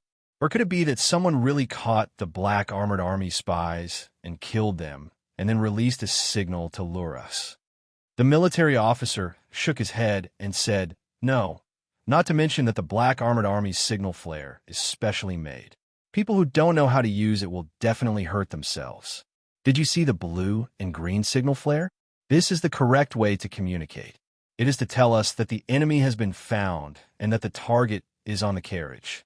Even if someone really killed the Black Armored Army spies and wanted to set up a trap, they wouldn't know how to release the signal. Qin Hui gritted her teeth. Then let's chase after him. Although they didn't know if that bastard surnamed son was on the carriage, they couldn't care less. Catching Zhao Feihuang was more important. Hence, the metal-armored cavalry changed their direction and chased after the signal flare. Fortunately, it was late at night, and the signal flare was constantly rising to point out the enemy's location. The military officer looked at the red signal flare in the sky and shouted, "Faster!" The soldiers chasing after the carriage are entangled. There should be an expert from the marquee residence who stayed behind to cover our retreat. Faster! Everyone spurred their horses, and finally, at the next street corner, they saw the carriage slowly coming to a stop. The coachman's seat was covered in blood, and there were a few arrows stuck in it. However, the coachman was nowhere to be seen. It was obvious that it was the Black Armored Army's standard crossbow. The situation was clear. The coachman driving the carriage was shot to death by the Black Armored Army's arrows. The carriage lost control and ran wildly. However, it finally came to a stop, leaving behind a trembling little girl who was helplessly praying for the protection of the gods. However, it was useless. Qin Hui suppressed the joy in her heart and urged her horse forward. The military officer cautiously said, "Let us do it, no need." Qin Hui replied, "I have also been on the battlefield. I want to see Zhao Feihuang's remorseful face with my own eyes. Moreover, if that hero son is in the carriage, then you might not be able to withstand the power of his demonic weapon. So let me do it." He jumped off his horse and revealed a sinister smile, approaching step by step. "Miss Zhao, when you were teasing and humiliating me, you didn't expect this day to come." He sneered, took out his long sword, and cut the door bolt of the carriage. Using the sword to protect himself, he opened the door with one hand. "Get off!" The triumphant declaration of victory was stuck in his throat. The scene in front of him made him unable to believe his eyes. There was a person squatting in the carriage, looking at him and laughing. No, this was a nightmare. It was something that would appear in a dream. It definitely couldn't be real. This kind of thing. "Qin Youqiao, did you miss me?" Chapter 393. A familiar voice echoed in his ears. That voice was cheerful. It was very familiar, but also very strange. It was like greeting an old friend after a long separation, casual and intimate. But when all of this fell into Qin Hui's ears, it was like thunder. His burning throat, numb scalp, the chill of the night, his trembling body. Everything reminded him that this was not an illusion. But Qin Hui desperately hoped that all of this was an illusion, a dream. If possible, he was willing to pay any price in exchange for time to flow back. He hoped that he would never come to Mingzhou. Fuck Empress, fuck promotion, fuck climbing up. He would hide as far away as possible, even if it was just for 2 hours. He could also make other choices. The person in front of him was undoubtedly that person. Someone who had already died in battle. Someone who had already died in the desolate mountains. Someone who had been purposely forgotten by the court. Someone who should have already died. He was still alive. He was in Mingzhou. Who shows she knew about this? He was the person standing behind Marquis Jing'an's Fu. It was he who planned everything. He quietly watched everything that happened from the shadows. In the blink of an eye, Qin Hui understood many things. However, the more he understood, the more afraid he became. Not long ago, he had betrayed his fellow Tian Yuan soldiers. Not long ago, he had pledged his loyalty to the Empress concubine. Now, an unexpected person who should have died long ago was looking at him with a smile. Qin Hui could not control himself. Fear took over his mind. This imperial envoy, who was extremely good at maintaining his composure, could not help but open his mouth wide and let out a terrified scream like a woman. But this extremely high-pitched male voice only lasted for 2 seconds before a hand suddenly reached out from the carriage and pinched his mouth. Then Lord Qin was dragged into the carriage and slammed onto the floor of the carriage. It was as if someone had caught a little chick. Qin Hui curled up on the floor and struggled in pain. That hit just now had not caused him any harm, but it had caused him immense pain. He felt dizzy, and his limbs and bones were in excruciating pain. However, he struggled with all his might, wanting to get up, wanting to escape, wanting to leave Mingzhou, this damned place, and never look back. However, all of this had become wishful thinking. He rolled and struggled in vain, trying to regain control of his body. His head was dizzy, but his eyes and ears were clearer than ever. He heard the man jump off the carriage lightly and say in a tone that he was familiar with but did not understand, "Sepres, maze fa dan," that goddamn aquatic monster. Although he already knew the truth, all of this was meaningless. At this moment, there was only despair and fear in Qin Hui's heart. He heard the officer's question, the sound of swords being unsheathed, and then the muffled sound of bodies being torn apart. Blood splattered on the ground, the screams of people dying, and the futile roars of anger and anger. Very quickly, everything returned to silence. This silence was the most terrifying thing in the world. It was torturous and made people feel incomparable despair. Qin Hui desperately moved his limbs and crawled into the carriage. Although it was all in vain, it was better to be a little bit away from that person. Running away was useless. He felt a sharp pain at the back of his head, and his hair was grabbed. His whole body was dragged out of the carriage like a dead pig and thrown to the ground. Under the deep night sky, broken limbs and blood covered the ground.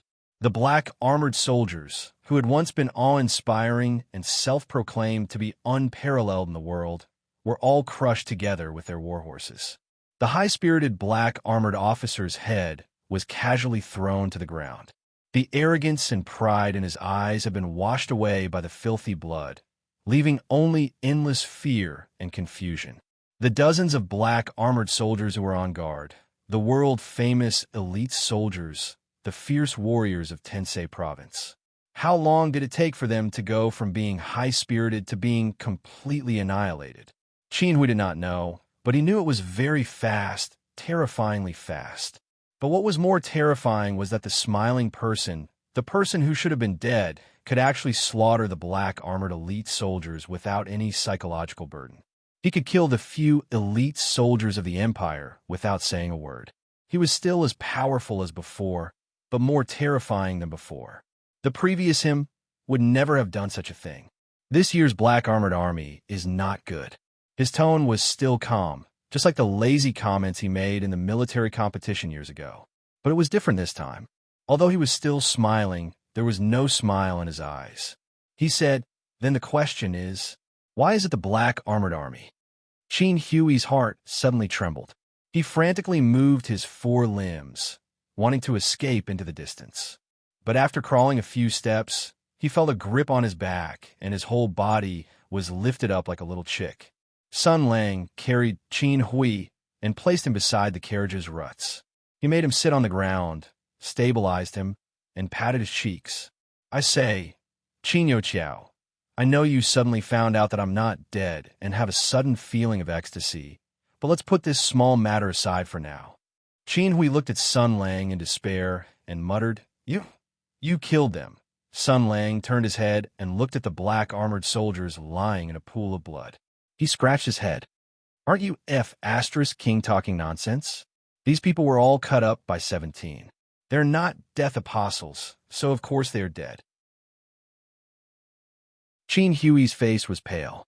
He suppressed the urge to scream and said with a trembling voice, "Why did you kill them? They are Tensei's elite soldiers, the Imperial Guards, the Black Armored Army. This is rebellion." "Oh, I know." Sun Lang sighed. "The Black Armored Army, I didn't want this to happen. But the Black Armored Army, there is one bad thing about them. They're not democratic at all. The soldiers under them only know how to carry out orders, but they do not know the specific arrangements and action plans. Earlier, I suddenly discovered that there were a few more people around the mansion. I curiously went over to take a look. It was the Black Armored Army. I was so scared that I quickly played a trick on number 6 to find them. But the Black Armored Army is stubborn and stupid. Even if I tortured them, I couldn't get anything out of them in a short period of time. I don't know why the black armored troops are here, but they must be very worried. So, they used a small tactic to test the waters and invited all of you here. Those unyielding heroes of the Empire wouldn't say a word, even if they were tortured. I didn't want to make things difficult for them, so I killed all of them. Don't you think I'm very considerate and emit a humanitarian aura? Sun Lang laughed heartily and pressed on Qin Hui's shoulder. But you're different, Qin Youqiao. You're a coward. You're afraid of death. You're a bastard.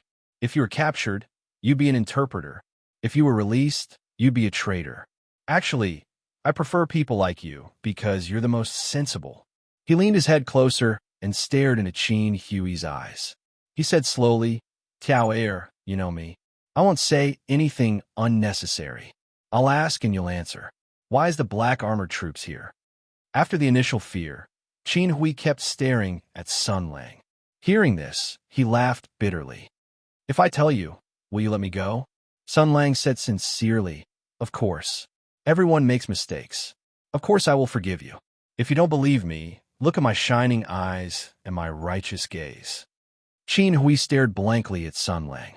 The expression on his face changed from fear to doubt, from doubt to realization, from realization to madness, and then he began to laugh maniacally. Sun Lang frowned. What are you laughing at? Qin Hui was still laughing maniacally. He laughed until tears flowed out. He gasped for breath. I feel happy. I feel funny.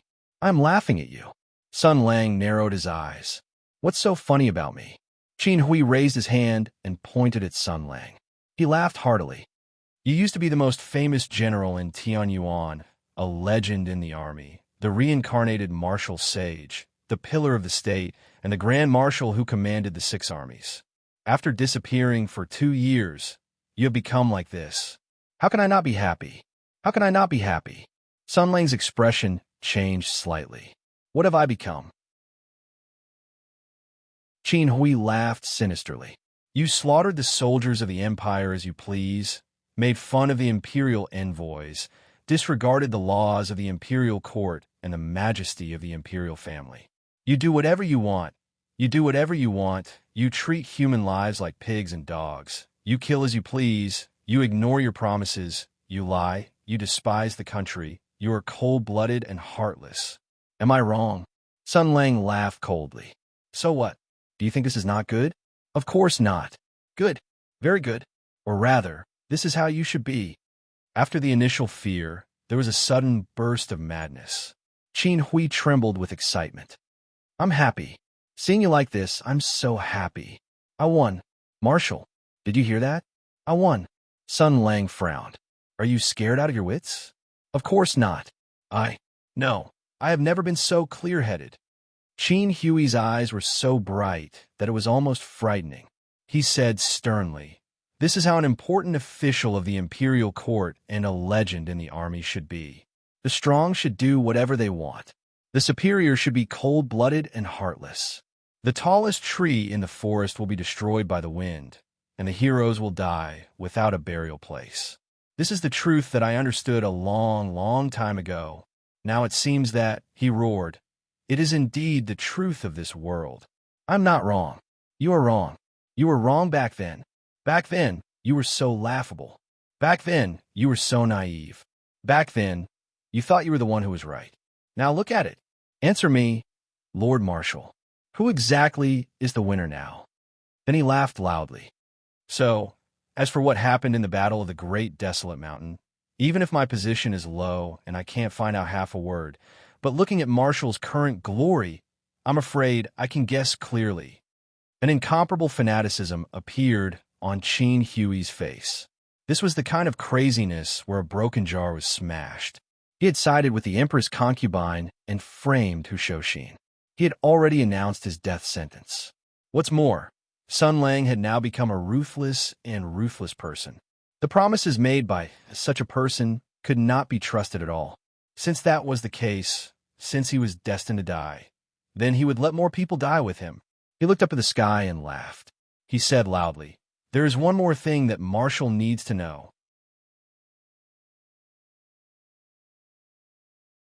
Chapter 394.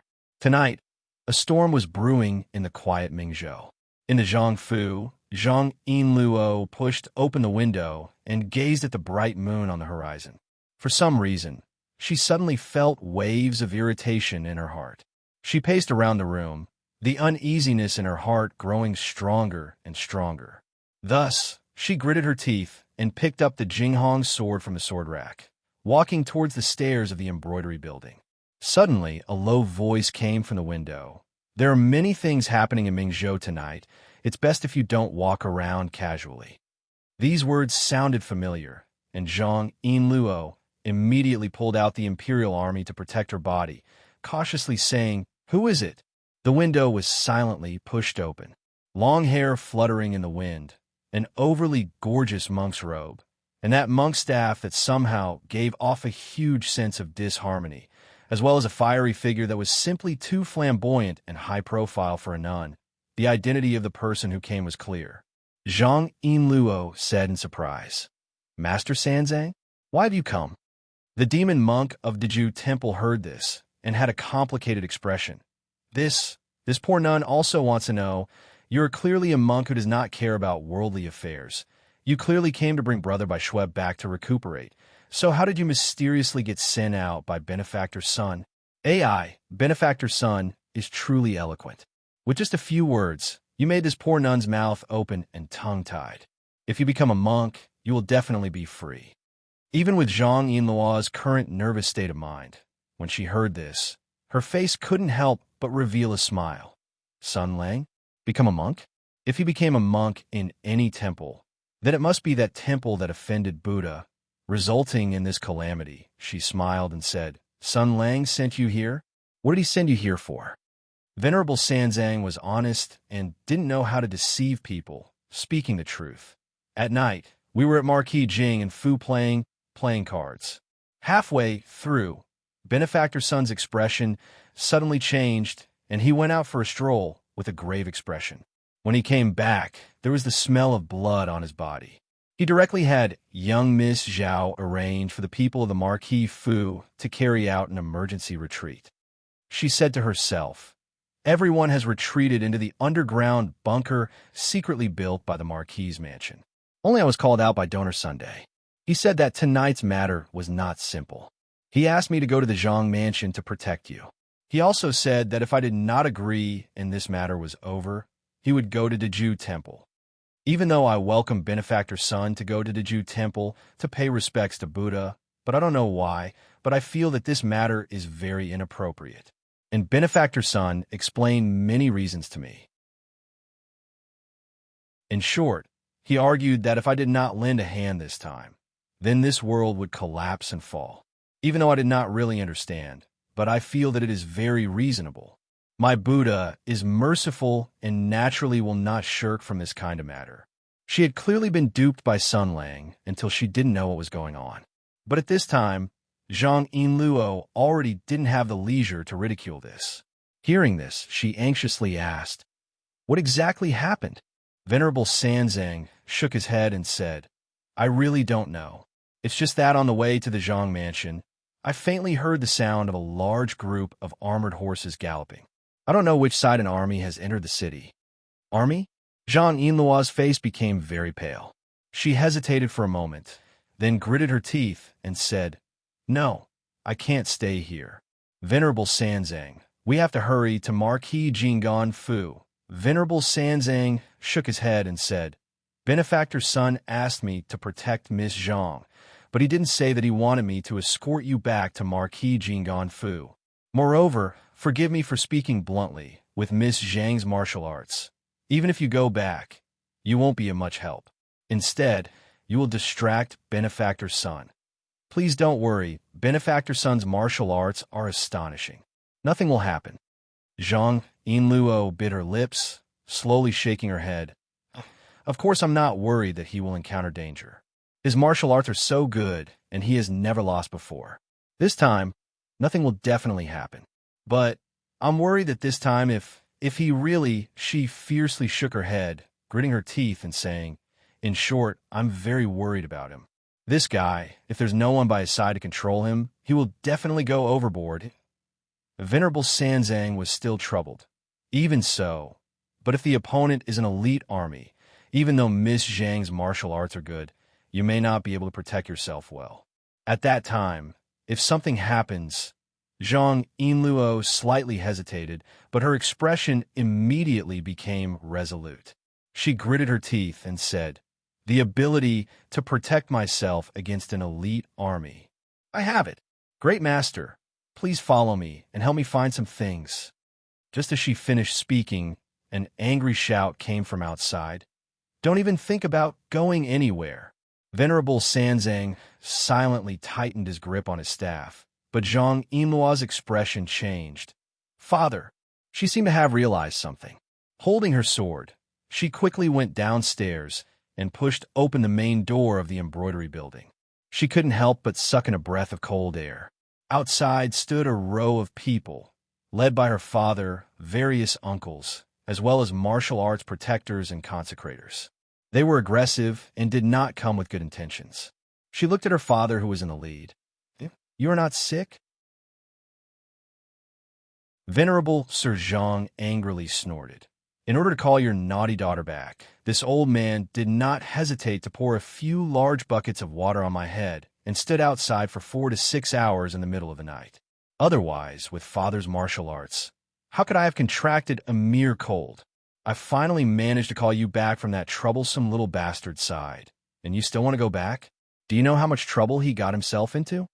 Zhang Yinluo was startled for a moment and softly said, "Father's good intentions, daughter will remember them." But in the end, this matter was not caused by Sun Lang. If daughter did not find him at that time, he would not have gotten involved in this matter. Now, I can't just sit by and do nothing. Father, please understand. Still looking for excuses? I think you have clearly been fooled by that brat. Venerable Sir Zhang stomped his feet and said, "The matter between Marquis Jinggan Fu and Tensei Province. He dares to get involved in it? Do you know what happened before? The Black Armored Army entered the city. An individual's bravery, the so-called nobility, under the imperial power, will all turn into clay chickens and pottery dogs. What are you going to do there? Are you going to die with him?" Zhang Yinluo shook her head and said, "You don't understand. He won't die, but he will. Father, I'm very sorry. Daughter has something that she must do, so..." Venerable Sir Zhang sternly said, "You care about that brat. Don't you care about the family?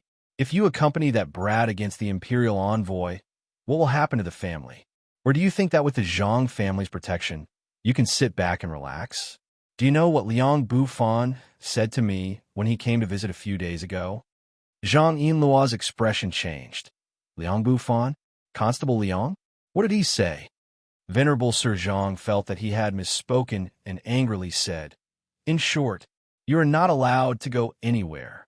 If you think that brat is more important than the entire family, if you think that for that brat, you can drag the family that gave birth to you into the abyss of eternal damnation, then you can do it over my dead body. Marshal, do you still remember a few years ago when we got drunk together? That day, I threw away the mask of hypocrisy. I threw away the distinction between superior and inferior. I threw away all the things that Father taught me. I threw away all my concealment and biding my time. For the first time, I openly expressed my true thoughts. I hate you, resent you, detest you. I find you very unpleasant to the eye. It's not because you're always smiling mischievously and don't have the dignity of a general. It's not because you're inexplicably targeting me. You don't like me, and you always find trouble with me. It's because of you, the things that you show, the things that you believe, to me are so unpleasant, so maddening." Qin Hui sat on the ground and looked up at Sun Lang. There was endless madness in his smile. He chuckled and said, "You believe in things that I have long stopped believing in. You believe in promises, hot-bloodedness, justice, kindness. You are open and upright. You are indomitable. You are supported by people. You are invincible. The more perfect and bright you are, the crazier and more confused I am. I think this is not right. I think, how could such a thing happen? I think, why would a person like you appear?" He laughed and said, "It's very strange. I think it's very strange. I used to be as childish as you. Why can you live so openly, but I hit my head and bleed again and again?" At this point, Qin Hui gritted his teeth and said ferociously, "And what's even more King annoying is that when I finally matured, when I hit my head and felt that what father said was actually right, when I had abandoned all the delusions, I thought that I had seen through everything. I had already compromised. I admit that this world should be King dirty as hell. How the CK did you come out? Where the CK did you come from? Huh?" He looked at Sun Lang, and his crazed gaze seemed to want to devour Sun Lang. The problem that tormented his heart had once caused him to toss and turn in bed for countless nights, and he couldn't find an answer, and he couldn't think of any clues. Qin Hui seemed to have found the emotions of that time, the confusion and the madness of that time. He shed tears and said, "Why? Why should I have to break my head and bleed again and again, and in the end, have to be an unscrupulous villain? Why should you hold on to that childish fantasy and advance triumphantly all the way, more dazzling and brighter than anyone else? CK, why should I?" Speaking of this, his expression became joyful again, and he laughed heartily. "Fortunately, the heavens have eyes, the heavens have eyes, the heavens have eyes." Just when I was about to deny all the hardships I had suffered in the past 20 years, finally, news of victory came. "Marshal, you died on the battlefield. Lingyan Pavilion has no place for you. You have no place in the hero list. You are finally King dead. You died without knowing why. You died without a sound. You died without anyone remembering." He clapped his hands carefreely and laughed. "Good, good, good. This is the fate of a hero. This is the fate of a loyal official. You're like this. Hu Shoshin is also like this." Sun Lang had been silently listening to Qin Hui's heartfelt thoughts. At this point, his expression finally changed. He reached out and grabbed Qin Hui, lifting him up. His tone was as cold as ice. "What did you say?" A violent killing intent rushed towards him, but Qin Hui was not afraid. He shouted, "Slow down. Slow down. Marshal, please spare this lowly one's life for a moment so that I can say a few more words. You only need to use your inner strength to kill this lowly one. But if this lowly one dies, not only will General Hu's life be in danger, his wife and daughter will also die."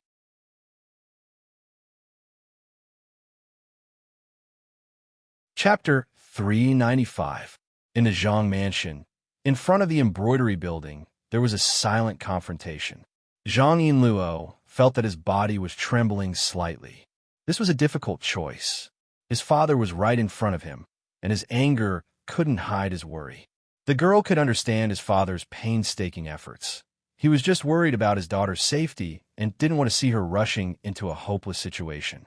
She even thought about whether she should listen to her father and go back to her room without any other thoughts.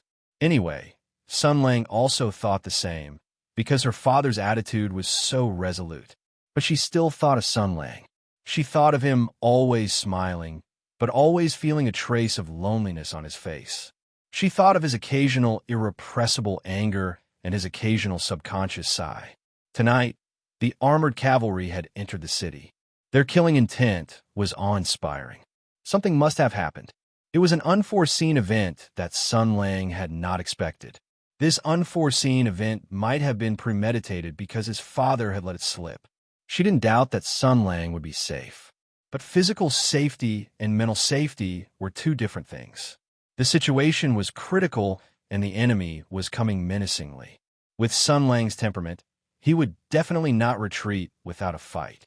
But the soul that was trying hard to suppress his anger, under such a situation where he had no choice but to fight, after tasting the taste of blood and slaughter once again, would he still be the same as before? She held the Jinghong sword in her hand and said softly, "Father, I'm just going to take a look. I won't directly participate in the battle.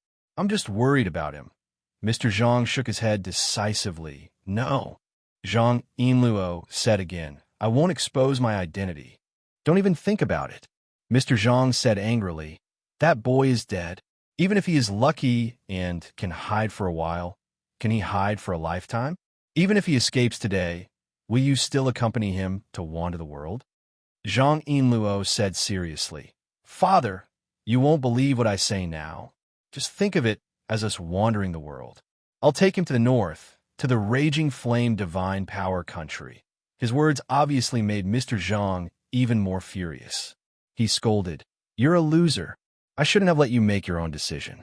I shouldn't have let you go to Red Hair's place. I don't know what you did in the fire country, and I don't care how many friends you have over there. You are the daughter of the Zhang family. You are a citizen of the empire. Are you going to abandon your family and your future to accompany that little bastard and run to that damned place in the snow for the rest of your life? Zhang Yinluo was stunned. For some reason, all the entanglements, experiences, and memories between him and Sun Lang from the time they first met until now kept appearing in his mind. In the night breeze, all the sweetness, conflict, difficulty, confusion, helplessness, all the anxious emotions accumulated and finally caused a qualitative change. She took a deep breath and felt her mind go blank. Her brain heated up, and an earth-shattering sentence came out of her mouth without thinking. Father, don't you know that a married daughter is like spilled water? The atmosphere suddenly became silent. After Zhang Yinluo blurted out this sentence, she regretted it immediately. Her face was as red as a pig's liver, and she wanted to tear her own mouth. I just lost my mind. Thud! A martial artist guarding the courtyard loosened his grip on the long saber in his hand due to the astonishment of its owner and dropped it to the ground. The strange noise startled everyone and broke the awkward atmosphere. Mr. Zhang came back to his senses and was so angry that his hair and beard stood up. Zhang Yinluo knew it was not good. Since it had come to this, she might as well go all the way. She said sternly, Master, let's go. The monstrous monk of Diju Temple was also shocked by her courage to pursue love and resist the feudal patriarchal system. He almost lost his grip on the monk's staff. Seeing Zhang Yinluo run away, he didn't forget to bow to the crowd and say goodbye. Before the crowd could react, they saw Zhang Yinluo and the beautiful woman in the monk's robe running away into the darkness. Mr. Zhang flew into a rage. Go after them. If we catch this money-losing girl, I'll punish her personally and break her legs. The anger of the master of the Zhang family had been conveyed to everyone. Everyone agreed loudly and began to hunt down the eldest miss who had run away from home. These people were either the brothers of the eldest Mr. Zhang's branch or the sons of his loyal servants. They were all skilled in martial arts and would never slack off. Therefore, although Zhang Yinluo and Master Sanzang escaped unexpectedly, they were still not enough of the hired thugs who knew the layout of the mansion very well. They were familiar with each other and cooperated well. They formed a pocket formation and chased after the two. The distance between them was gradually narrowing. Master Sanzang saw something wrong. Although she was not familiar with the Zhang mansion, she knew the general direction. The nun shouted, Donor Zhang, shouldn't we run outside? Zhang Yinluo shouted, I have to get something that can protect me. Master Sanzang looked behind. These martial artists knew what they were doing and did not use long-range weapons. But now, it seemed that it was only a matter of time before they were blocked. But we are running out of time. Zhang Yinluo's heart sank. He gritted his teeth and said, if that's the case, then the Jinghong sword drew out a pool of autumn water under the moonlight. The Imperial Army's Taoist rhymes were displayed in a dazzling way. The lackeys, who were in hot pursuit, suddenly saw a bright light explode in front of them. A light and graceful ray of light, like a swan goose, drew a moving silhouette under the moonlight. Mr. Zhang was a knowledgeable person. He said in surprise, the Jinghong sword. No, what's going on? Even Mr. Zhang, who was a bystander, sensed the shocking change in the Imperial Army in an instant. Not to mention Zhang Yinluo, who was directly controlling the Imperial Army. The girl felt that the Imperial Army in her hand was vibrating happily. It was connected to her mind, and the spirit of the weapon was jumping around. The martial artists of the Imperial Army pursued resonance and coordination with the Imperial Army throughout their lives. The stronger the resonance with the Imperial Army, the more power they could exert.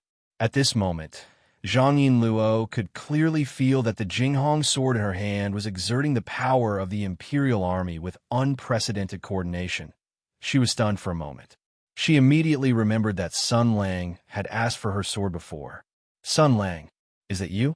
A moving smile appeared on the girl's lips. She was about to continue moving forward when she heard a loud shout. All of you stop. As soon as this was said, the martial artists of the Zhang mansion, led by Mr. Zhang, stopped in their tracks. Even Zhang Yinluo, who had already decided to run, stopped as well. Everyone looked in the same direction. In the darkness, a hunchbacked but hale and hearty old man slowly walked out with the help of a maid. Zhang Yinluo cried out involuntarily. Grandfather, Mr. Zhang and his brothers also saluted and said, Father. The old man waved his hand and then walked toward Zhang Yinluo. Although she had done something extremely daring tonight, although she had already made up her mind when she saw the old man in front of her, Zhang Yinluo still felt a sense of guilt. This old man was her grandfather, the previous head of the Zhang family. Although the heavy burden had already been entrusted to Yinluo's father and the old man had retired behind the scenes to cultivate his character, everyone knew that the old head was still the actual controller of the Zhang mansion. He had great authority and influence in the Zhang mansion, especially Zhang Yinluo's generation. They had all spent their childhood under the old man's strict discipline and observation. Zhang Yinluo even knew that after the demonic weapon incident at the Marquis of Jing'an's residence, he was able to resign from his post as a constable and run off to fool around with Sun Lang. The main reason the Zhang mansion turned a blind eye to this was because of his grandfather's decision. It was probably because he had taken a fancy to Sun Lang's potential. So, Zhang Yinluo sighed softly, and her grandfather had already walked closer. The girl was extremely nervous and did not know what to say or what to do. She did not even know where to place the Jinghong sword in her hand. Just as she was nervous, she heard her grandfather gently say, Yeah, let me see your Jinghong sword. Grandfather's martial arts are unfathomable. Even if I have the Jinghong sword, I won't be able to last more than 2 moves in his hands. If he wants to capture me, he doesn't need to go through so much trouble. The natural fear towards her grandfather made Zhang Yinluo obediently hand over the sword. The sorcerer was secretly on guard and paid close attention to the old man in front of her. This person gave her a very dangerous feeling. But the old man did not take the opportunity to attack and instead took the sword. He first smiled kindly, then stretched out his finger and pressed it on the body of the Jinghong sword, inspecting it inch by inch. His expression also slowly changed from gentle and loving to serious, from serious to shocked. He was a little absent-minded for a moment and raised his head. Using a very uncertain tone, he slowly said, I watched you grow up. Grandfather has something to ask you, don't lie. Zhang Yinluo nodded. The old man forcefully suppressed his own emotions and slowly said, This sword, has it been touched by anyone else? Zhang Yinluo hesitated for a moment, but still said softly, Yes. On the day I came back, Sun Lang came with me. He asked me to pass the sword to him, and then he used his finger to wipe the sword. After that, the feeling the Jinghong sword gave me became a little different. The shock on the old man's face did not escape Zhang Yinluo's eyes. His body even shook violently. This was the first time she had seen her grandfather lose his composure like this. The old man muttered, How is this possible? How is this possible? This is clearly, Zhang Yinluo asked curiously, What? The shock on the old man's face instantly disappeared. He looked at his granddaughter with a complicated expression and slowly said, Do you like that person very much? Yinluo's face turned red, and she said helplessly, This, what do you mean by like? Grandfather, the person you're talking about. I am not, but I still. The old man sighed. Then does he like you? Yinluo's face turned red, and her voice was as soft as a mosquito's. I think so. The old man nodded and said, Then go and do what you want to do. Hearing this, Mr. Zhang hurriedly said, Father, Yinluo, all right, I've already decided on this matter. The old man waved his hand and sighed. I did not expect such a thing to happen. This matter is much more complicated than you think. The situation does not allow the Zhang family to stay out of this. Anyway, Yinluo, go quickly. Zhang Yinluo was still in a daze. She didn't know what had happened, but it should be something good. Just as she was about to leave, she suddenly remembered something. Although she was a little hesitant, she had been with Sun Lang for a long time, and her skin had grown thicker. Therefore, she immediately pulled on her grandfather's tiger skin and said loudly, "Father, what did Constable Liang say to you?" Mr. Zhang stared blankly and then flew into a rage. This damn girl actually dared to take advantage of the situation. Just as he was about to scold, he heard his father cough slightly. Then Mr. Zhang changed from a big tiger to a little kitten and angrily said, "A few days ago, that Liang Bufan mysteriously came to visit and said that the embarrassing matter of Marquis Jinggan Fu could not be concealed anymore. He wanted to persuade me to let you make a confession and remove yourself from this matter. On the surface, he said it was for the good of the Zhang family, but in reality, wasn't he trying to take credit for himself?" He scoffed. Although the children of the Zhang family are unfilial, they would not go so far as to betray their friends. Although the Zhang family does not have much ability, it is not a difficult matter to protect a daughter. Moreover, with your personality, you would definitely not be willing to do such a thing. So that guy was chased away by this old man. Oof. Zhang Yinluo stared blankly for a moment and then said emotionally, "Father." Mr. Zhang turned his head and scoffed. "Why are you calling me father? Aren't you the water that was spilled?" Yinluo was embarrassed for a moment, but then she saw her grandfather winking at her. "If you're done asking, then quickly go." The girl returned to her senses and bowed towards the two people. She put the startled swan sword back into its scabbard and hurriedly left with Master Sanzang. The originally tense matter was mysteriously resolved like this, causing the girl to let out a sigh of relief. At the same time, the suspicion that she originally had rose in her heart. "Sun Lang, just who are you?" The silent Master Sanzang slowly said, "Benefactor's son's background. Perhaps it is very impressive." Yinluo first nodded and then smiled. "No. What kind of background does he have?" "He is only the worst and laziest ranger in Mingzhou. He is sloppy all day, does not do proper work, and is lecherous." She softly said, "I hope that he will always be like this." Master Sanzang nodded as if he understood. "Where are we going?" At this time, the two had already arrived at a very remote and deserted garden in the Zhang mansion. There was a storeroom in the garden, surrounded by weeds. Zhang Yinluo took out the key and opened the door of the storeroom. Under the moonlight, Master Sanzang took a closer look. It was empty inside, only piles of miscellaneous items of various sizes. Yinluo took a deep breath and took off a pendant from her neck. The pendant of the pendant was a ring with a burning flame printed on it. She put the ring on her finger and walked to one of the walls of the storeroom. She found a small, inconspicuous dent and pressed the ring against it, turning it. In a rumbling sound, the mechanism on the ground moved a stone door. Zhang Yinluo took the lead and walked in. Then a fire lit up inside. Master Sanzang followed and only felt a strong and hot breath rushing towards her face. What she saw was a large underground space. The light from the fire on the four walls illuminated everything in the underground chamber to the finest detail. Master Sanzang took a deep breath. Ba.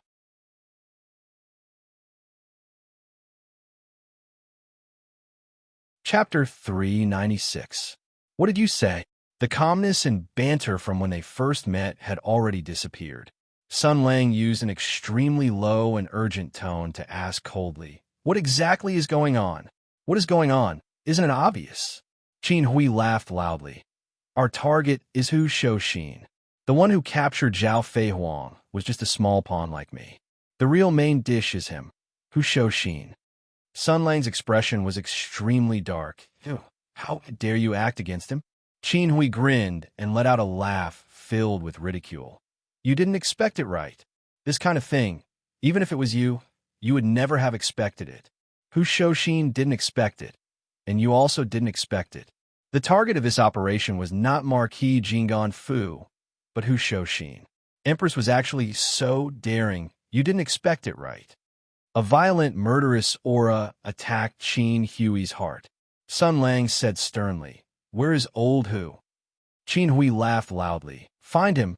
Marshal, you have great abilities. Go find him yourself. Mingzhou has 50 workshops, 384 fire alleys, 29 passageways, 11 gates, a total of 60 li and 200 paces. The area is surrounded by the city walls. Go find it yourself. Where exactly is Hu Shoshin fighting a bloody battle? Go find him yourself."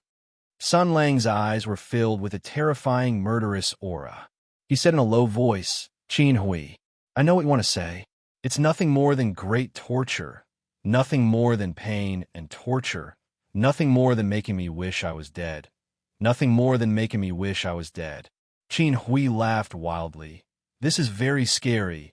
I will definitely feel regret, but so what? Even if I am in so much pain that I wish I was dead, even if I am filled with regret, even if I beg you like a dog to give me a quick death, then, again, what is like?" He stared fixedly at Sun Lang and snickered. "No matter how much pain I am in, no matter how much regret I have, Hu Shoshin will not come back to life. You will also not obtain a trace of pleasure from my pain. You will regret it. You will blame yourself. You will never forgive yourself. This is the torture that foolish and childish people should endure." He laughed bitterly. "This is the law of the heavens. You will feel pain because of your naivety and childishness, your laughable stupidity. Look at you now. Why are you in such a hurry? What are you angry about? What are you worried about? What does Hu Shoshin's life or death have to do with you? What does the death of his entire family have to do with you?" Sun Lang pressed down on Qin Hui's head and said coldly, "I'll say it one last time. I'll talk. I'll talk." Qin Hui grinned. His teeth were stained with blood, and he looked like a demon that was about to devour someone. He chuckled and said, "You're the marshal, and I respect you very much. Although you're stubborn, I'll tell you the truth. I don't know where Hu Shoshin is, but with your intelligence and skills, you might be able to find him quickly. Don't be anxious, don't be anxious, don't be anxious to kill me." He felt Sun Lang's hand tighten, and he could even hear the cracking of his skull. However, Qin Hui was fearless.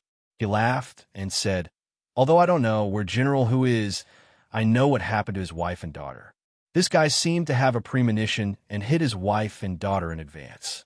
Ha ha, this guy is really cunning. He pretended to send his wife and daughter back to their parents' home, but in fact, he secretly hid them in Mingzhou City. After all, Mingzhou City is under his nose, so it's safer, right?" He laughed and said, "Other than a few trusted subordinates who were in charge of protecting him, everyone was fooled by him. However, there's still a loophole. A few days ago, when I went to the various yamens in Mingzhou to learn about the situation, I met an official who also has eyes and ears all over Mingzhou. It was the arrestor of 6th Fan School in Mingzhou City, Liang Bufan. It was a coincidence that the secret private residence, where Hu Shoshin hid his wife and daughter, was discovered by this loyal official who patrolled Mingzhou. Obviously, things couldn't be so coincidental. However, Sun Lang was no longer interested in how Qin Hui and Liang Bufan had colluded and reached an agreement of interests. He roared, "Where is it?" "In the 3rd alley of Pinghua Lane in the north of the city, the 5th house from the left. There's an elm tree in front of the door," Qin Hui said straightforwardly. "Are you surprised? Did I just say it out loud? Whether it's true or not, it all depends on whether you believe it or not. I just wanted to give you a difficult problem." He sneered. "This place is very far from Pinghua Lane in the north of the city. No matter how fast you are, it will take you a lot of effort to get there. After you save Hu Shoshin's wife and daughter and settle them down, you'll go to save Hu Shoshin. After such a long delay, I'm afraid that General Hu's blood will be cold. Besides, the key point is the place I said, right?" He laughed loudly and said, "Wonderful, wonderful. I didn't expect that before I died. I would have such a wonderful idea. I really didn't live in vain. I forgot to tell you, Marshal. Before I left Zhongyi Tower, I had already sent 10 black armored soldiers to Ping Hualeng. If this wife and daughter are unlucky, you can only collect their corpses if you rush over. A wonderful idea, a wonderful move. Qin Hui laughed wildly and looked at Sun Lang. His eyes were filled with ruthlessness and ridicule. What should I do? Who are you going to save? If you save Hu Shouxin, his wife and daughter can't be saved. How are you going to face him in the future? If you save his wife and daughter, Hu Shouxin will die. How are you going to face the orphan and widow? If you can't save any of them? Ha ha ha ha ha. This is too ridiculous. After he finished laughing, he gritted his teeth and said, Look, this is the fate of people with a conscience. Only people with a conscience will blame themselves. Only people with a conscience will feel pain. Look at you, full of resentment, full of resentment. Even I can feel the anger in your heart. You have been betrayed by this country. Your heart is filled with hatred. Why don't you take revenge? Why are you still so childish? He laughed wildly and said, Do you still have some fantasies in your heart? Have you not changed your bad habits from the past? If that's the case, I'll send the marshal on his last journey. I'll give the marshal a fatal blow.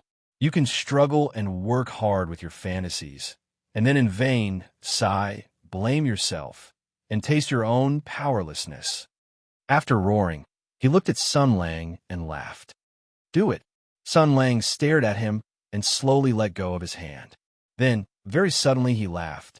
The stormy attack that he expected did not come.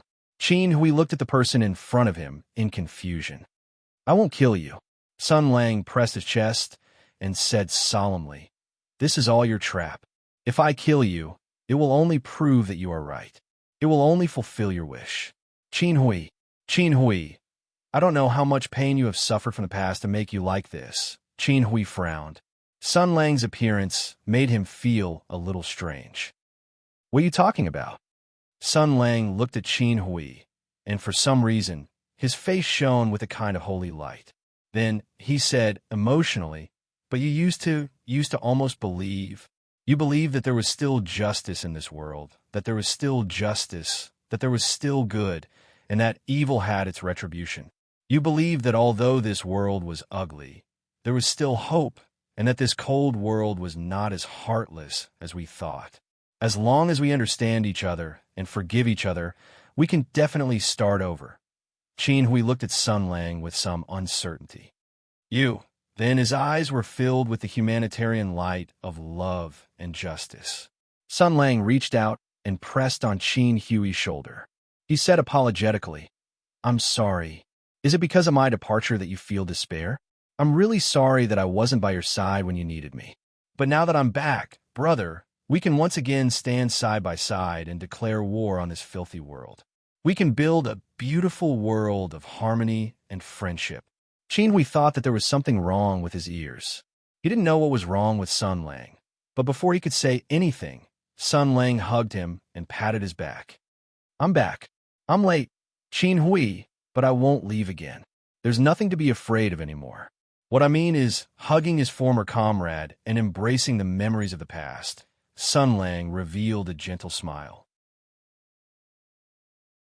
He seemed to be thinking of the past, the memories that were worth remembering, the indelible friendship, the passion and sincerity, the promise of life and death, the righteousness of fighting to protect. Tears welled up in his eyes. He was so touched that his voice was a little choked. He wiped his face and said with a smile, I'm too excited, Qin Hui, my friend. What I mean is this is too damn funny. I can't make it up anymore. It's so disgusting. Sorry, I'm just joking, so, he said calmly in Qin Hui's ear. F***ck your mother. Go to hell. Crack. His hands tightened. His spine and ribs snapped like bamboo, making a series of explosive sounds. Qin Hui's eyes suddenly widened. His internal organs were squeezed into a ball by a huge force. Black blood gurgled out of his mouth. After the initial blankness, there was incomparable pain. Sun Lang let go of his hand and let Qin Hui fall to the ground powerlessly. He lowered his head and looked down at Qin Hui, who had fallen to the ground.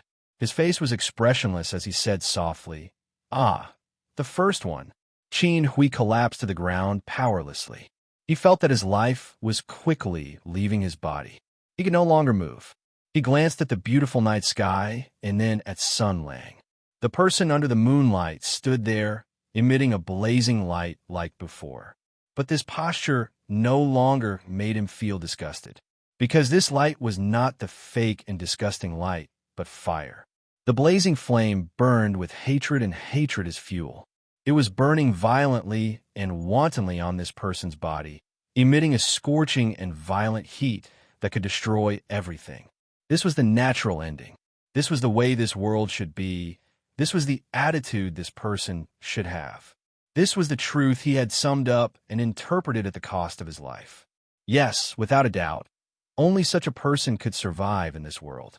Qin Hui felt very happy, because he had finally done a good thing. Then, he closed his eyes forever.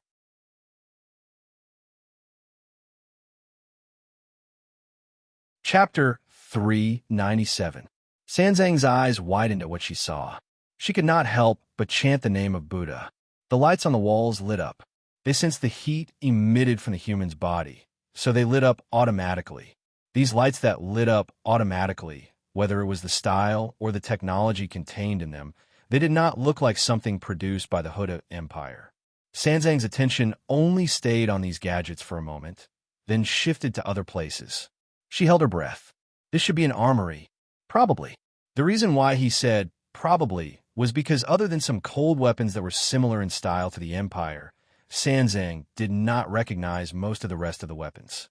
He could only identify their use and identity from their terrifying appearance and faint murderous aura. Firearms, these were undoubtedly all firearms. The Empire's firearms research was still in a very primitive stage. All the types of conventional military firearms added up was not even a fraction of what was in this underground chamber. As Master Sanzang walked in this vast space, he felt a rough and fiery aura rushing towards him. There were many different types of guns, thick and heavy barrels, neatly stacked boxes, and instruments of various sizes hanging on the wall. For some reason, an indescribable excitement rose in his heart. It was as if he had seen something very interesting. What attracted her the most was not the different shapes and flowing with faint red light, but the huge human figure standing in the center of the underground chamber. It was a human-shaped armor made of steel. Unlike the armor of the Hutu Empire, this armor was connected. There was no need for an armor frame. It supported the weight on its own. It was like a silent giant, exuding an incomparable sense of weight and oppression. It was so cold, so heavy, and so sacred. It was as heavy as a mountain. Its whole body was painted with a red hue. The blazing flame pattern and the large and small gilded barbarian words formed a phoenix with its wings spread out.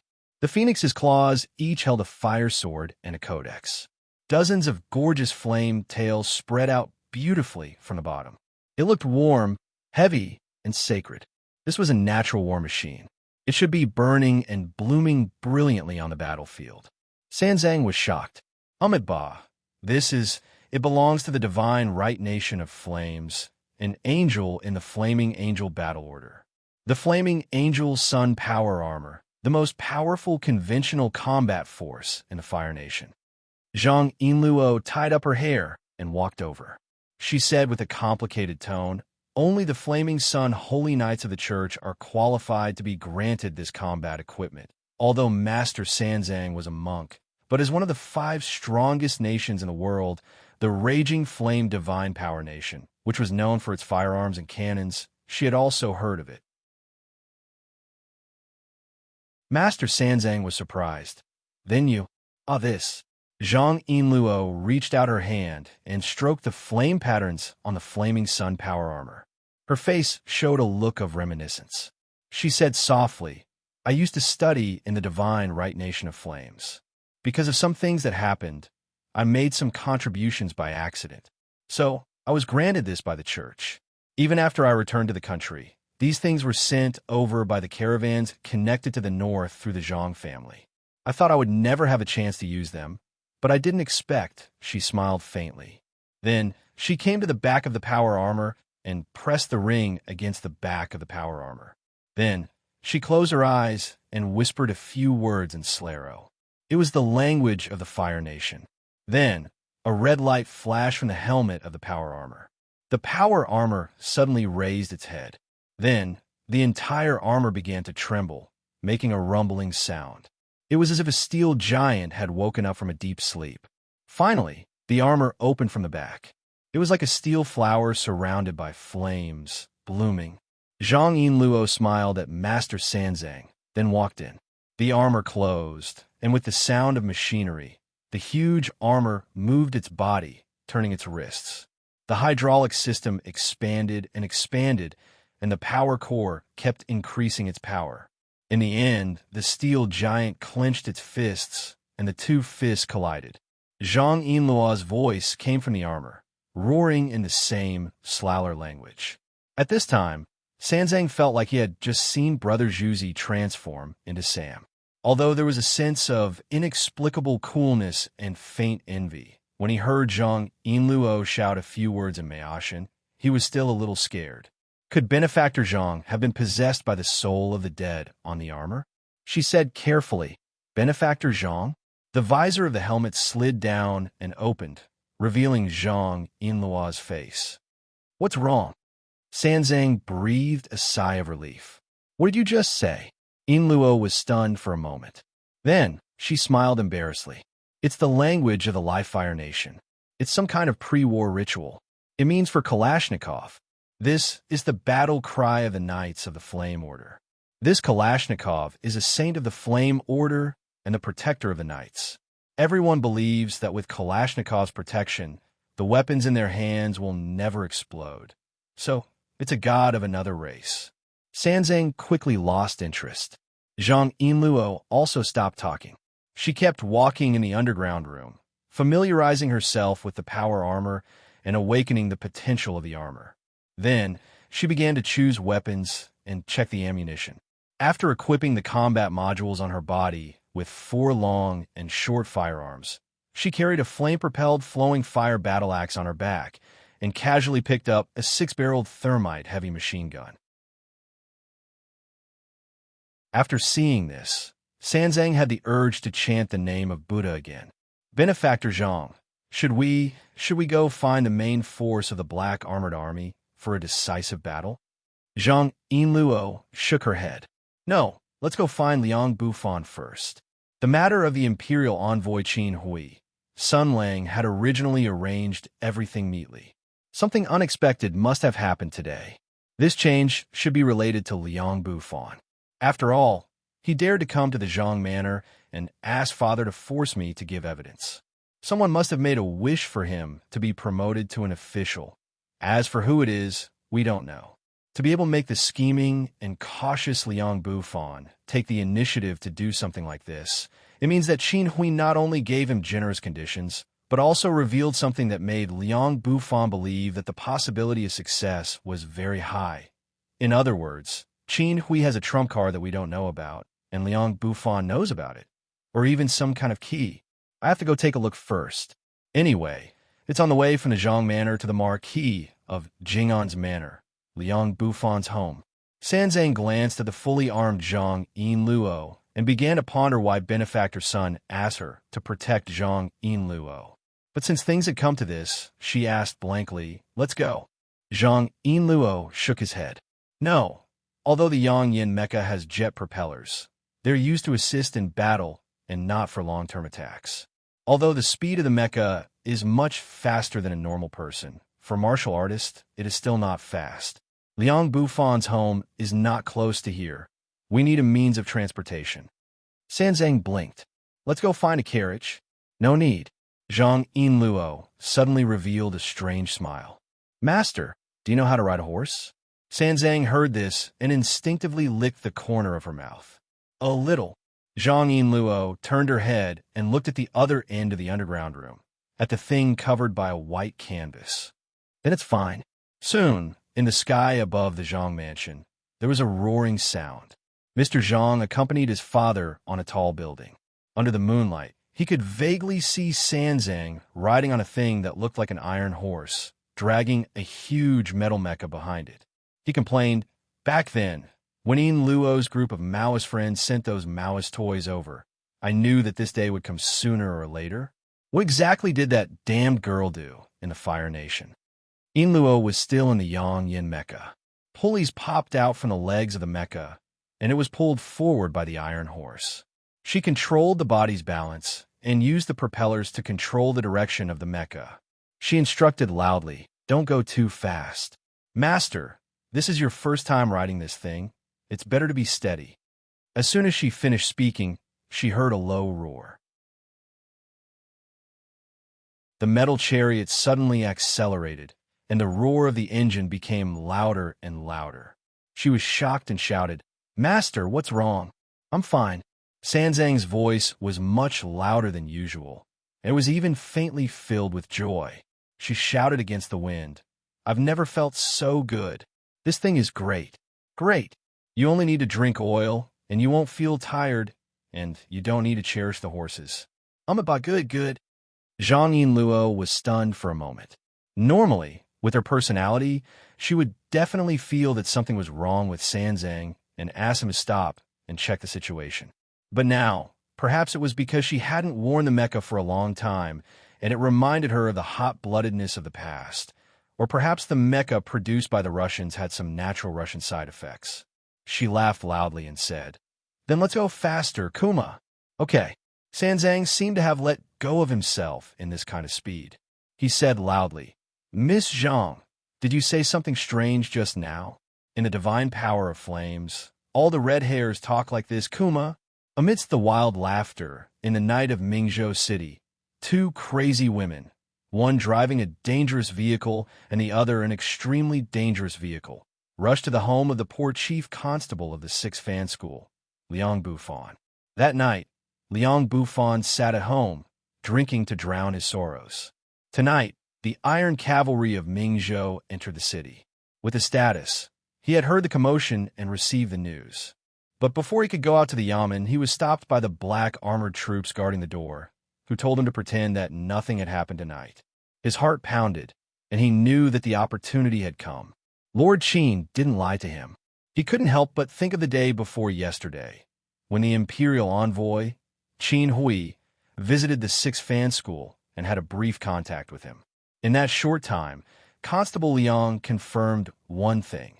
This Lord Qin was the same kind of person as him. Since they were the same kind of people, they could be friends and have the opportunity to cooperate. So it was reasonable for them to reach an agreement. Now that the black armored troops had entered the city, it must have something to do with Lord Qin Hui, which meant he thought of Lord Qin Hui's resolute and decisive promise. He took a sip of wine, looked up at the roof beam, and laughed contentedly. As an official, one shouldn't be greedy. As long as Lord Qin Hui gave him some of the credit, great wealth and honor would fall from the sky. Then he heard the sound of some kind of fire exploding. Then boom! The roof of the house suddenly shattered. Tiles, wood, and dust rustled down. A huge set of iron armor suddenly fell down, setting off a strong shockwave. All the decorations in the house were shattered and collapsed. What followed was a shout, "Fire rain of judgment, descend from the sky."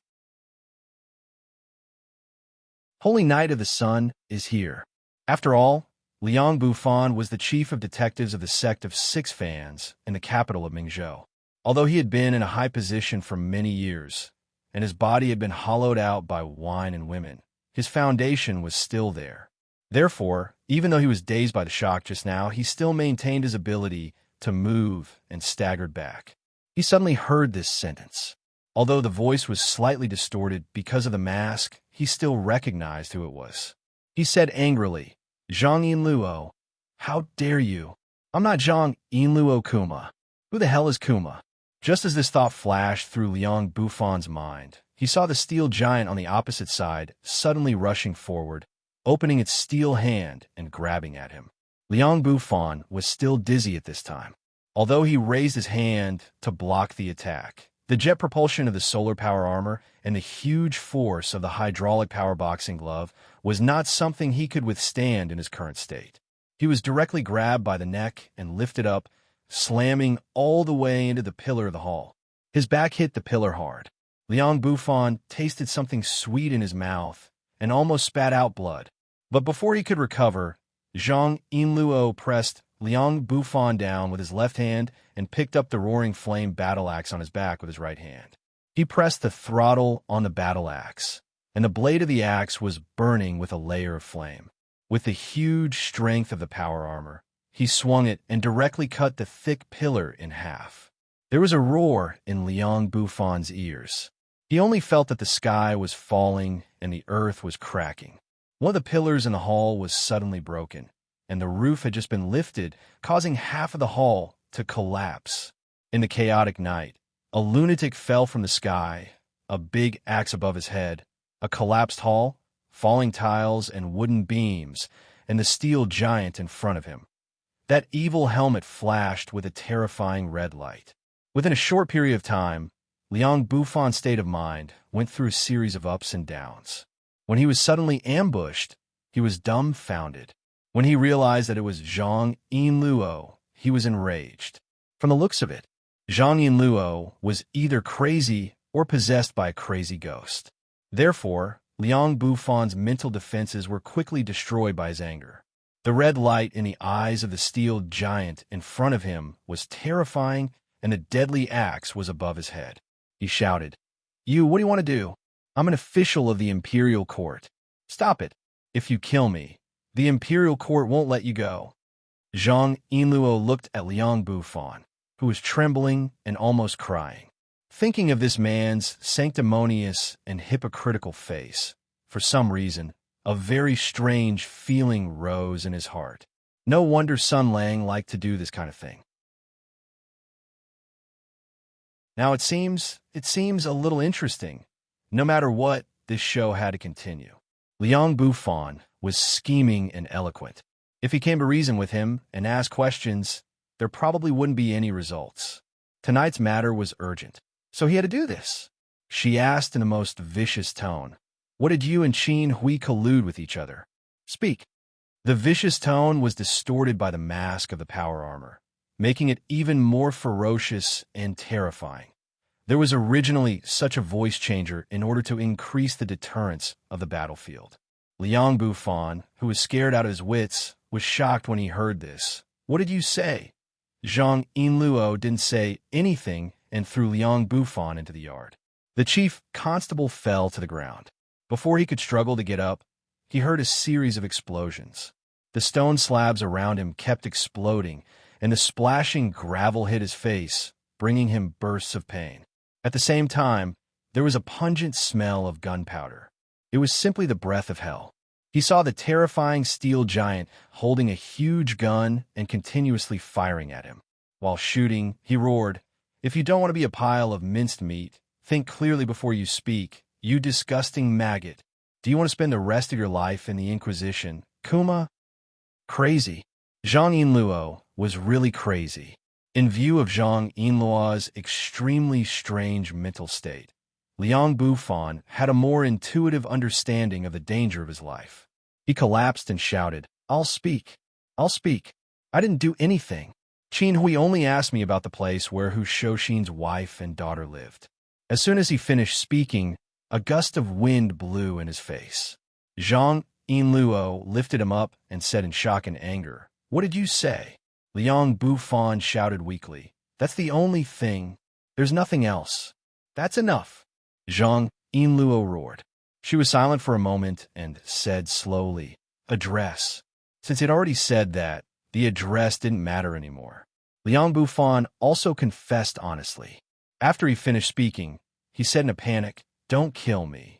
This imperial envoy asked me something. I can't not say it, right? I still have to be an official, and I also have a family to feed. That's enough, Lord Liang." Zhang Yinluo put him down and said slowly, "There's no need to explain. I won't kill you, but you'd better be prepared. If guild leader whose family loses even a single hair, you'll be caught even if you run to the end of the earth. You'll be torn into pieces and your bones will be ground to dust." Then she abruptly turned around and quickly disappeared into the night. Immediately, the roar sounded again. The roar of the flame nightmare chariot was endless, breaking the silence of the darkness. Zhang Yinluo stayed in the power armor, her expression anxious and serious. This was indeed a trap targeted at Hu Huaishou.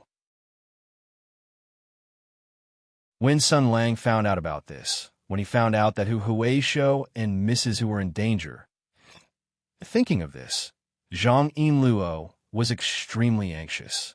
She wanted to urge him, but Master Sanzang had already stepped on the accelerator to the maximum. She could only pray in her heart, "Faster, faster, you must catch up, you must catch up." Suddenly, she heard Master Sanzang's low roar. "I see it. There are black armor sergeants fighting in front. Their opponents should be rangers. They have suffered heavy casualties. They can't hold on any longer." Zhang Yinluo was suddenly energized. She turned around and activated the night vision function on her helmet. She had already seen the situation clearly. There were more than 10 black armor sergeants, and there were only a few rangers.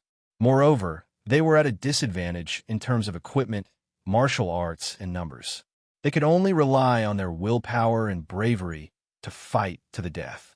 But to the black armor sergeants who had been through hundreds of battles, willpower and bravery were nothing. She said sternly, "Master, drive the chariot and rush in to disrupt their formation. I will follow to save people and then hold them back. The heat thermite machine gun is on the chariot. These black armor sergeants don't know the power of this gun. I will create an opportunity for you to attack, and you will attack them suddenly. I've already shown you how to use it. You should have learned it by now." Master Sanzang was stunned for a moment. Then he said loudly, I'm sorry. I can't use this kind of thing." "Why did you drop the ball at the last minute?" Zhang Yinluo said loudly, "Leader whose wife and daughter are innocent. Saving a life is better than building a 7-story pagoda. Even Buddha has a time when he is angry." "Master, you can't be so pedantic. You have to kill when you should." Master Sanzang shouted, "It's not about killing. I am a disciple of Buddhism. How can I betray Buddhism and join another religion? I told you to shoot, not to change your religion." When almsgiver Zhang demonstrated this weapon, didn't you praise the name of a foreign god? Zhang Yinluo didn't know whether to laugh or cry. She saw that they were getting closer and closer, and that the black armor sergeants had already noticed them. She shouted, "That's just a custom. You don't have to shout like that." Master Sanzang heard this and finally felt relieved. He said loudly, "Then what should I shout like?" Zhang Yinluo saw that the distance was just right, so she immediately cut the leash. The thrusters spewed out blazing flames, and she rose into the air. She shouted, "You can shout anything you want. I understand." Then Master Sanzang drove the Inferno Nightmare Chariot and rushed into the tunnel with a roar. The black armor sergeants could only vaguely see a woman with long hair, wearing a gorgeous monk's robe. She was driving an iron horse with strange red light in its eyes. She rushed over like a hurricane. Master Sanzang held the chariot handle in one hand and the 9-dragon staff in the other. He faced the black armor sergeants who were bewildered and showed a benevolent smile. He said loudly, "Buddha is merciful." With a bang, one of the black armor sergeants' head was smashed by the 9-dragon staff. Master Sanzang rode the chariot and rushed over. The tight formation was directly torn apart. Even if the black armor sergeants were famous for being elites in the world, when they heard that their comrade's head was smashed by a woman wearing a monk's robe and holding a monk's staff while riding an iron horse monster, as expected, compared to anger, everyone would first feel shocked and puzzled. When these sergeants started to become angry, Zhang Yinluo descended from the sky. She swung her battle axe and sent the nearest black armor sergeants flying. The jet propeller turned around and slid to her shoulder, turning into a shoulder fireball cannon. She opened fire and sent another one flying. Then, she threw away the battle axe. Without saying a word, she picked up 2 rangers who were still fighting and threw them into a house.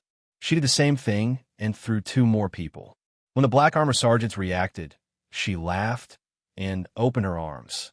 The flamethrowers on both arms swept out a circle of flames, forcing the black armor sergeants to retreat. Then, she soared into the sky. "Master, do it! The nun who stopped the chariot picked up the aluminum heat agent heavy machine gun, known as the Fire God's Fury. It had a firing rate of 3,600 rounds. The bullets were steel balls wrapped in aluminum heat agent. Once hit, it would break down and burn. It was the hero of the single firearms of the world. The night wind, armored soldiers, blades, and blood. Her beautiful hair and robe fluttered in the wind. Master Sanzang held the most efficient single killing weapon in the divine power of flames. 6 slender and cold iron barrels were aimed at the black armor sergeants who were in formation. She glared angrily, and the 6 barrels began to rotate faster and faster, making a pleasant buzzing sound. Namo, the supreme Buddhist inner strength, activated the lion's roar, activating the killing moment of Vajra's fury. Master Sanzang roared, Amitba, Buddha.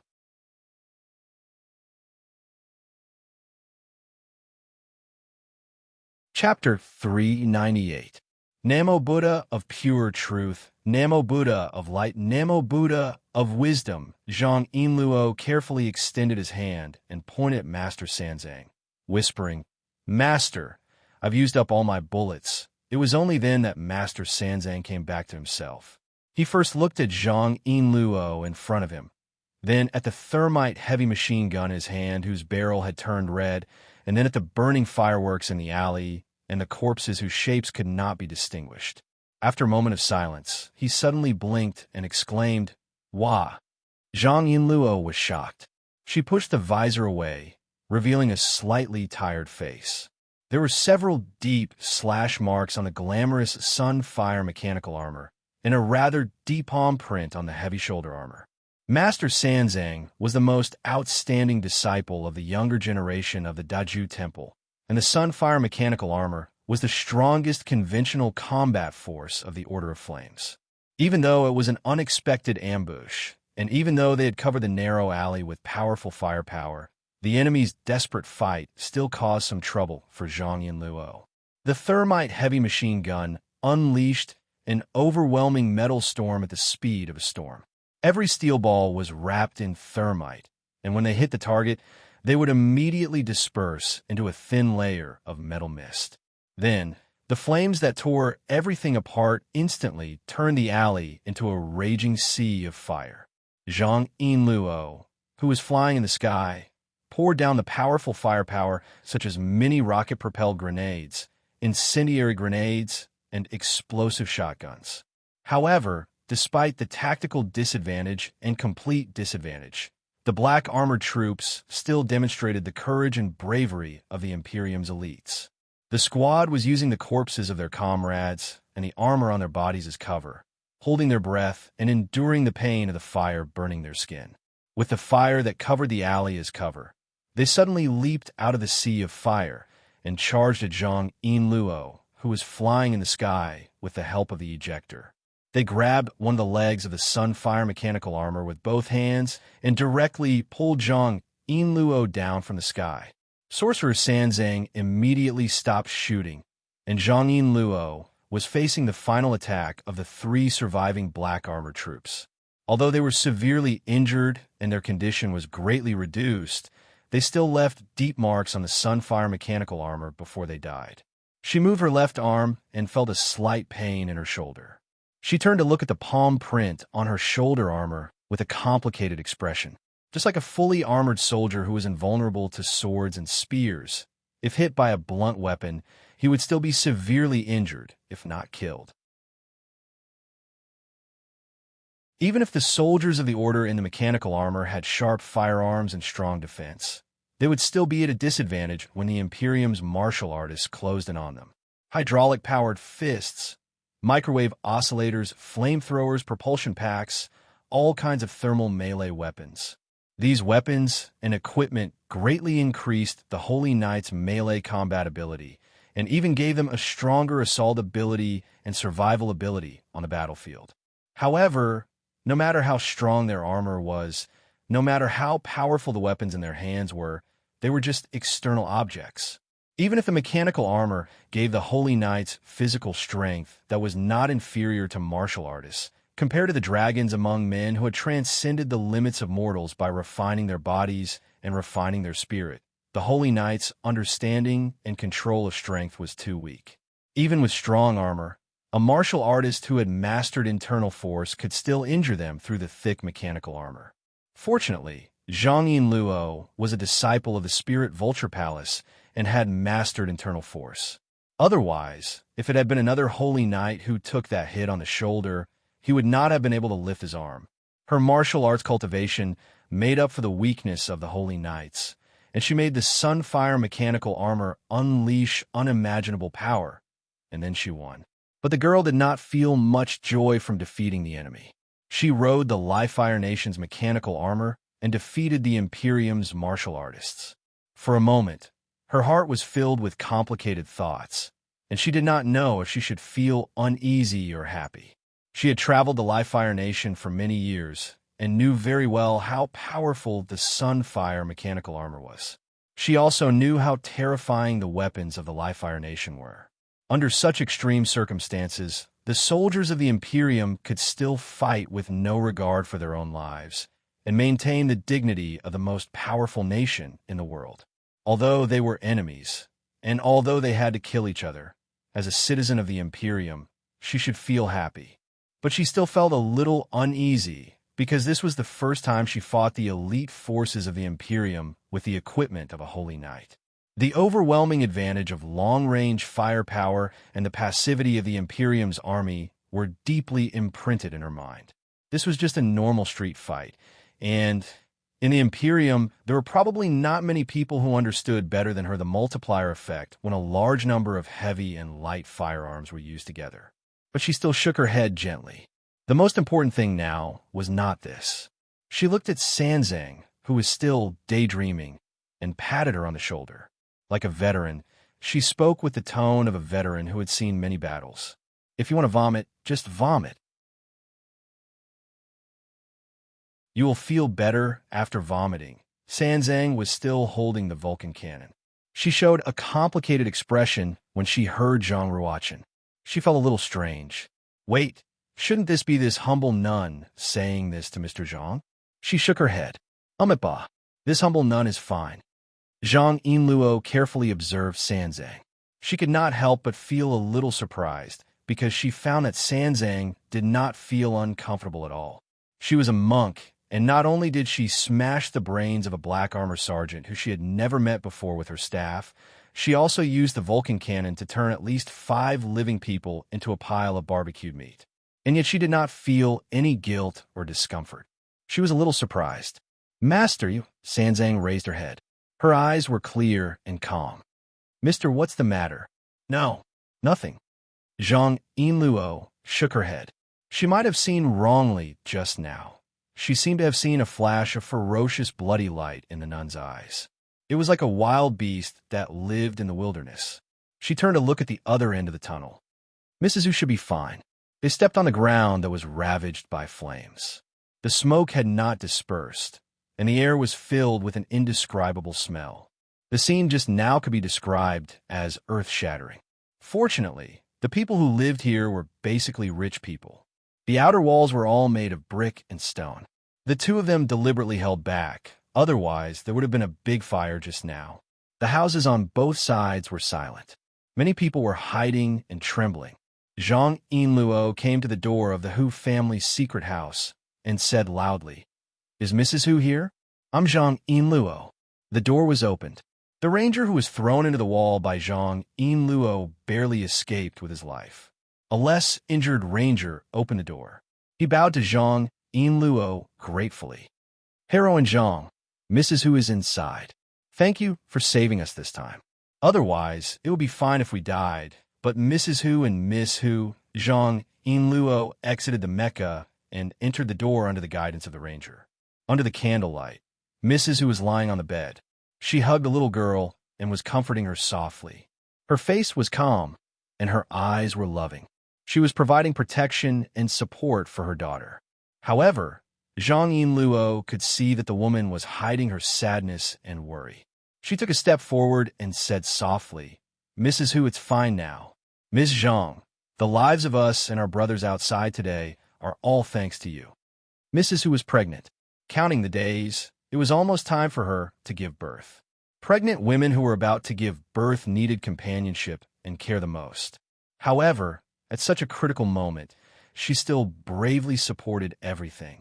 She looked behind Zhang Yinluo and hesitated for a moment. Mr. Sun didn't come? Zhang Yinluo's heart trembled. She said softly, "I'll go find him right away." Mrs. Hu hesitated for a moment. "Before my husband left, he gave me a letter. He said that if Mr. Sun came to find me, I should give this letter to him." A hint of fear flashed in her eyes. Mrs. Hu was not stupid. Her husband had secretly arranged for her and her daughter to stay here. Her husband had given her this letter and said something that made no sense. Tonight's battle only confirmed her uneasiness. Sun Lang was not familiar with her, and he had never visited her before. Why would he bypass her husband and come to find her? Zhang Yinluo said firmly, "Please give me the letter." Mrs. Hu hesitated for a moment. After all, Mr. Hu said that he wanted to give it to Sun Lang. This, Zhang Yinluo urged. "Mrs. Hu, don't hesitate. It's the same whether you give it to me or to him." Mrs. Hu gritted her teeth. She was a decisive woman. She quickly came up with an idea. She took out a letter that she had hidden close to her body and handed it to Zhang Yinluo. Zhang Yinluo did not say anything. She opened the letter. After reading 2 lines, her expression changed. She immediately said, "Mrs. Hu, I'll go find Sun Lang now. I'll ask Master Sanzang to stay and protect you." She turned around and was about to leave when she heard Mrs. Hu shout behind her, "Miss Zhang." The girl turned around. Mrs. Hu propped herself up with tears in her eyes. She said solemnly, "I'll leave everything to you." Zhang Yinluo nodded. She quickly walked to the yard and said to Master Sanzang, "Master, although the enemy is gone, I don't know if there are any backup plans.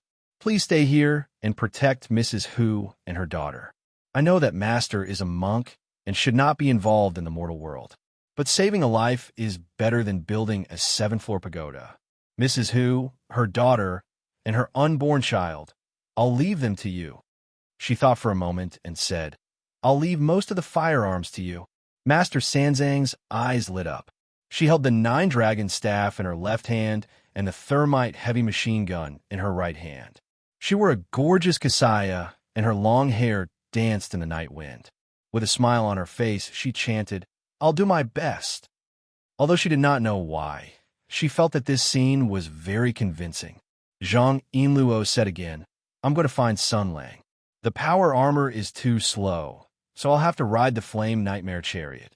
Master Sanzang's excited expression immediately collapsed. "Huh?" Zhang Yinluo looked at Master Sanzang, who could not hide his disappointment. The other party silently turned his head away. His full lips were slightly pouted. He did not look like a merciful senior monk, but more like a child whose toy was stolen. So she said, "When this matter is over, I'll give the chariot to you as a reward to express my gratitude." Master Sanzang suddenly turned his head. "Really? It would be impolite of me to refuse." She did not even say any polite words. She was so straightforward that she did not seem like a monk at all. Zhang Yinluo took down 2 long and short firearms from the power armor and hung them on the weapon rack of the nightmare chariot. She then carried the flame battle axe on her back and hung the startled sword on her waist. She ignited the chariot and started it. As Master Sanzang waved his hand reluctantly, she stepped on the accelerator and sped away. She looked back at Master Sanzang and waved her hand. She had a hunch that tonight's matter would not be small.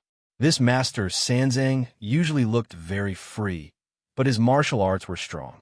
He did not have any psychological burden when it came to killing people. He was also a proud disciple of Daiju Temple, an Orthodox Buddhist sect. This kind of strong support must be roped in. This chariot was also a rare and precious item in the Lihua Kingdom, but compared to Master Sanzang, it was nothing. Thinking of this, the girl's mouth showed a sly smile. "Anyway, even if I give it to you, you have no place to refuel it." Oomph. But soon, this sly smugness turned into worry. Her eyes looked into the distance, and her mood became heavy and anxious. If what she was worried about really happened. Sun Lang, where are you? Right now. She could only rush in the direction of Marquis Jingon Fu, but she did not know whether Sun Lang was there or not. If that matter really happened, then Sun Lang. Thinking of this, her heart suddenly ached. She wanted to fly directly to Sun Lang's side, but she could not do it. She did not even know Sun Lang's location and could not even get in touch with him. Get in touch. Wait a minute. Zhang Yinluo held the handle of the chariot with one hand and fumbled around in the small bag at her waist for a moment. During the demon weapon incident, she and Sun Lang formed a strange team. From Sun Lang, she obtained some bits and pieces of small trinkets. Although she used up quite a bit, she also obtained some replenishment from Sun Lang. Other than canned herring, there was also cloud-piercing arrows. She took out this thing from her bag, twisted it open with one hand, lit it up, and released it into the air. With a sharp sound, dazzling fireworks shot up into the sky, flying straight into the sky. Sun Lang must see it. Sun Lang put down Qin Hui's corpse and watched him close his eyes. Then he slowly smiled. A difficult choice. Hu Huaishou and his wife. His wife's location was clear, but there was a small possibility that it was the wrong location. Hu Shouxin's location was unknown, but after careful analysis, it was actually not too difficult. But the distance between the two was very far. If he saved one, he might not be able to save the other. He might not even be able to save one. Dog shit. Motherf asterisk cur. Bastard. Again, doing this kind of thing for me. Is it not good to be alive? Do you all want to die so much? Sun Lang took a deep breath and slowly clenched his fists. The current situation was urgent. Hu Shouxin and his wife and daughter could be said to be in imminent danger, but he did not know why. But he did not feel anxious at all, because a stronger emotion than comradeship began to occupy his heart, slowly dyeing his already wavering spirit black. Perhaps Qin Hui was right. This world, this dirty and hateful world, should not have any nostalgia or illusions. He pressed his right hand to his chest and closed his eyes. You see, this situation does not count as me breaking the agreement, right? No. He was stunned and then slowly laughed.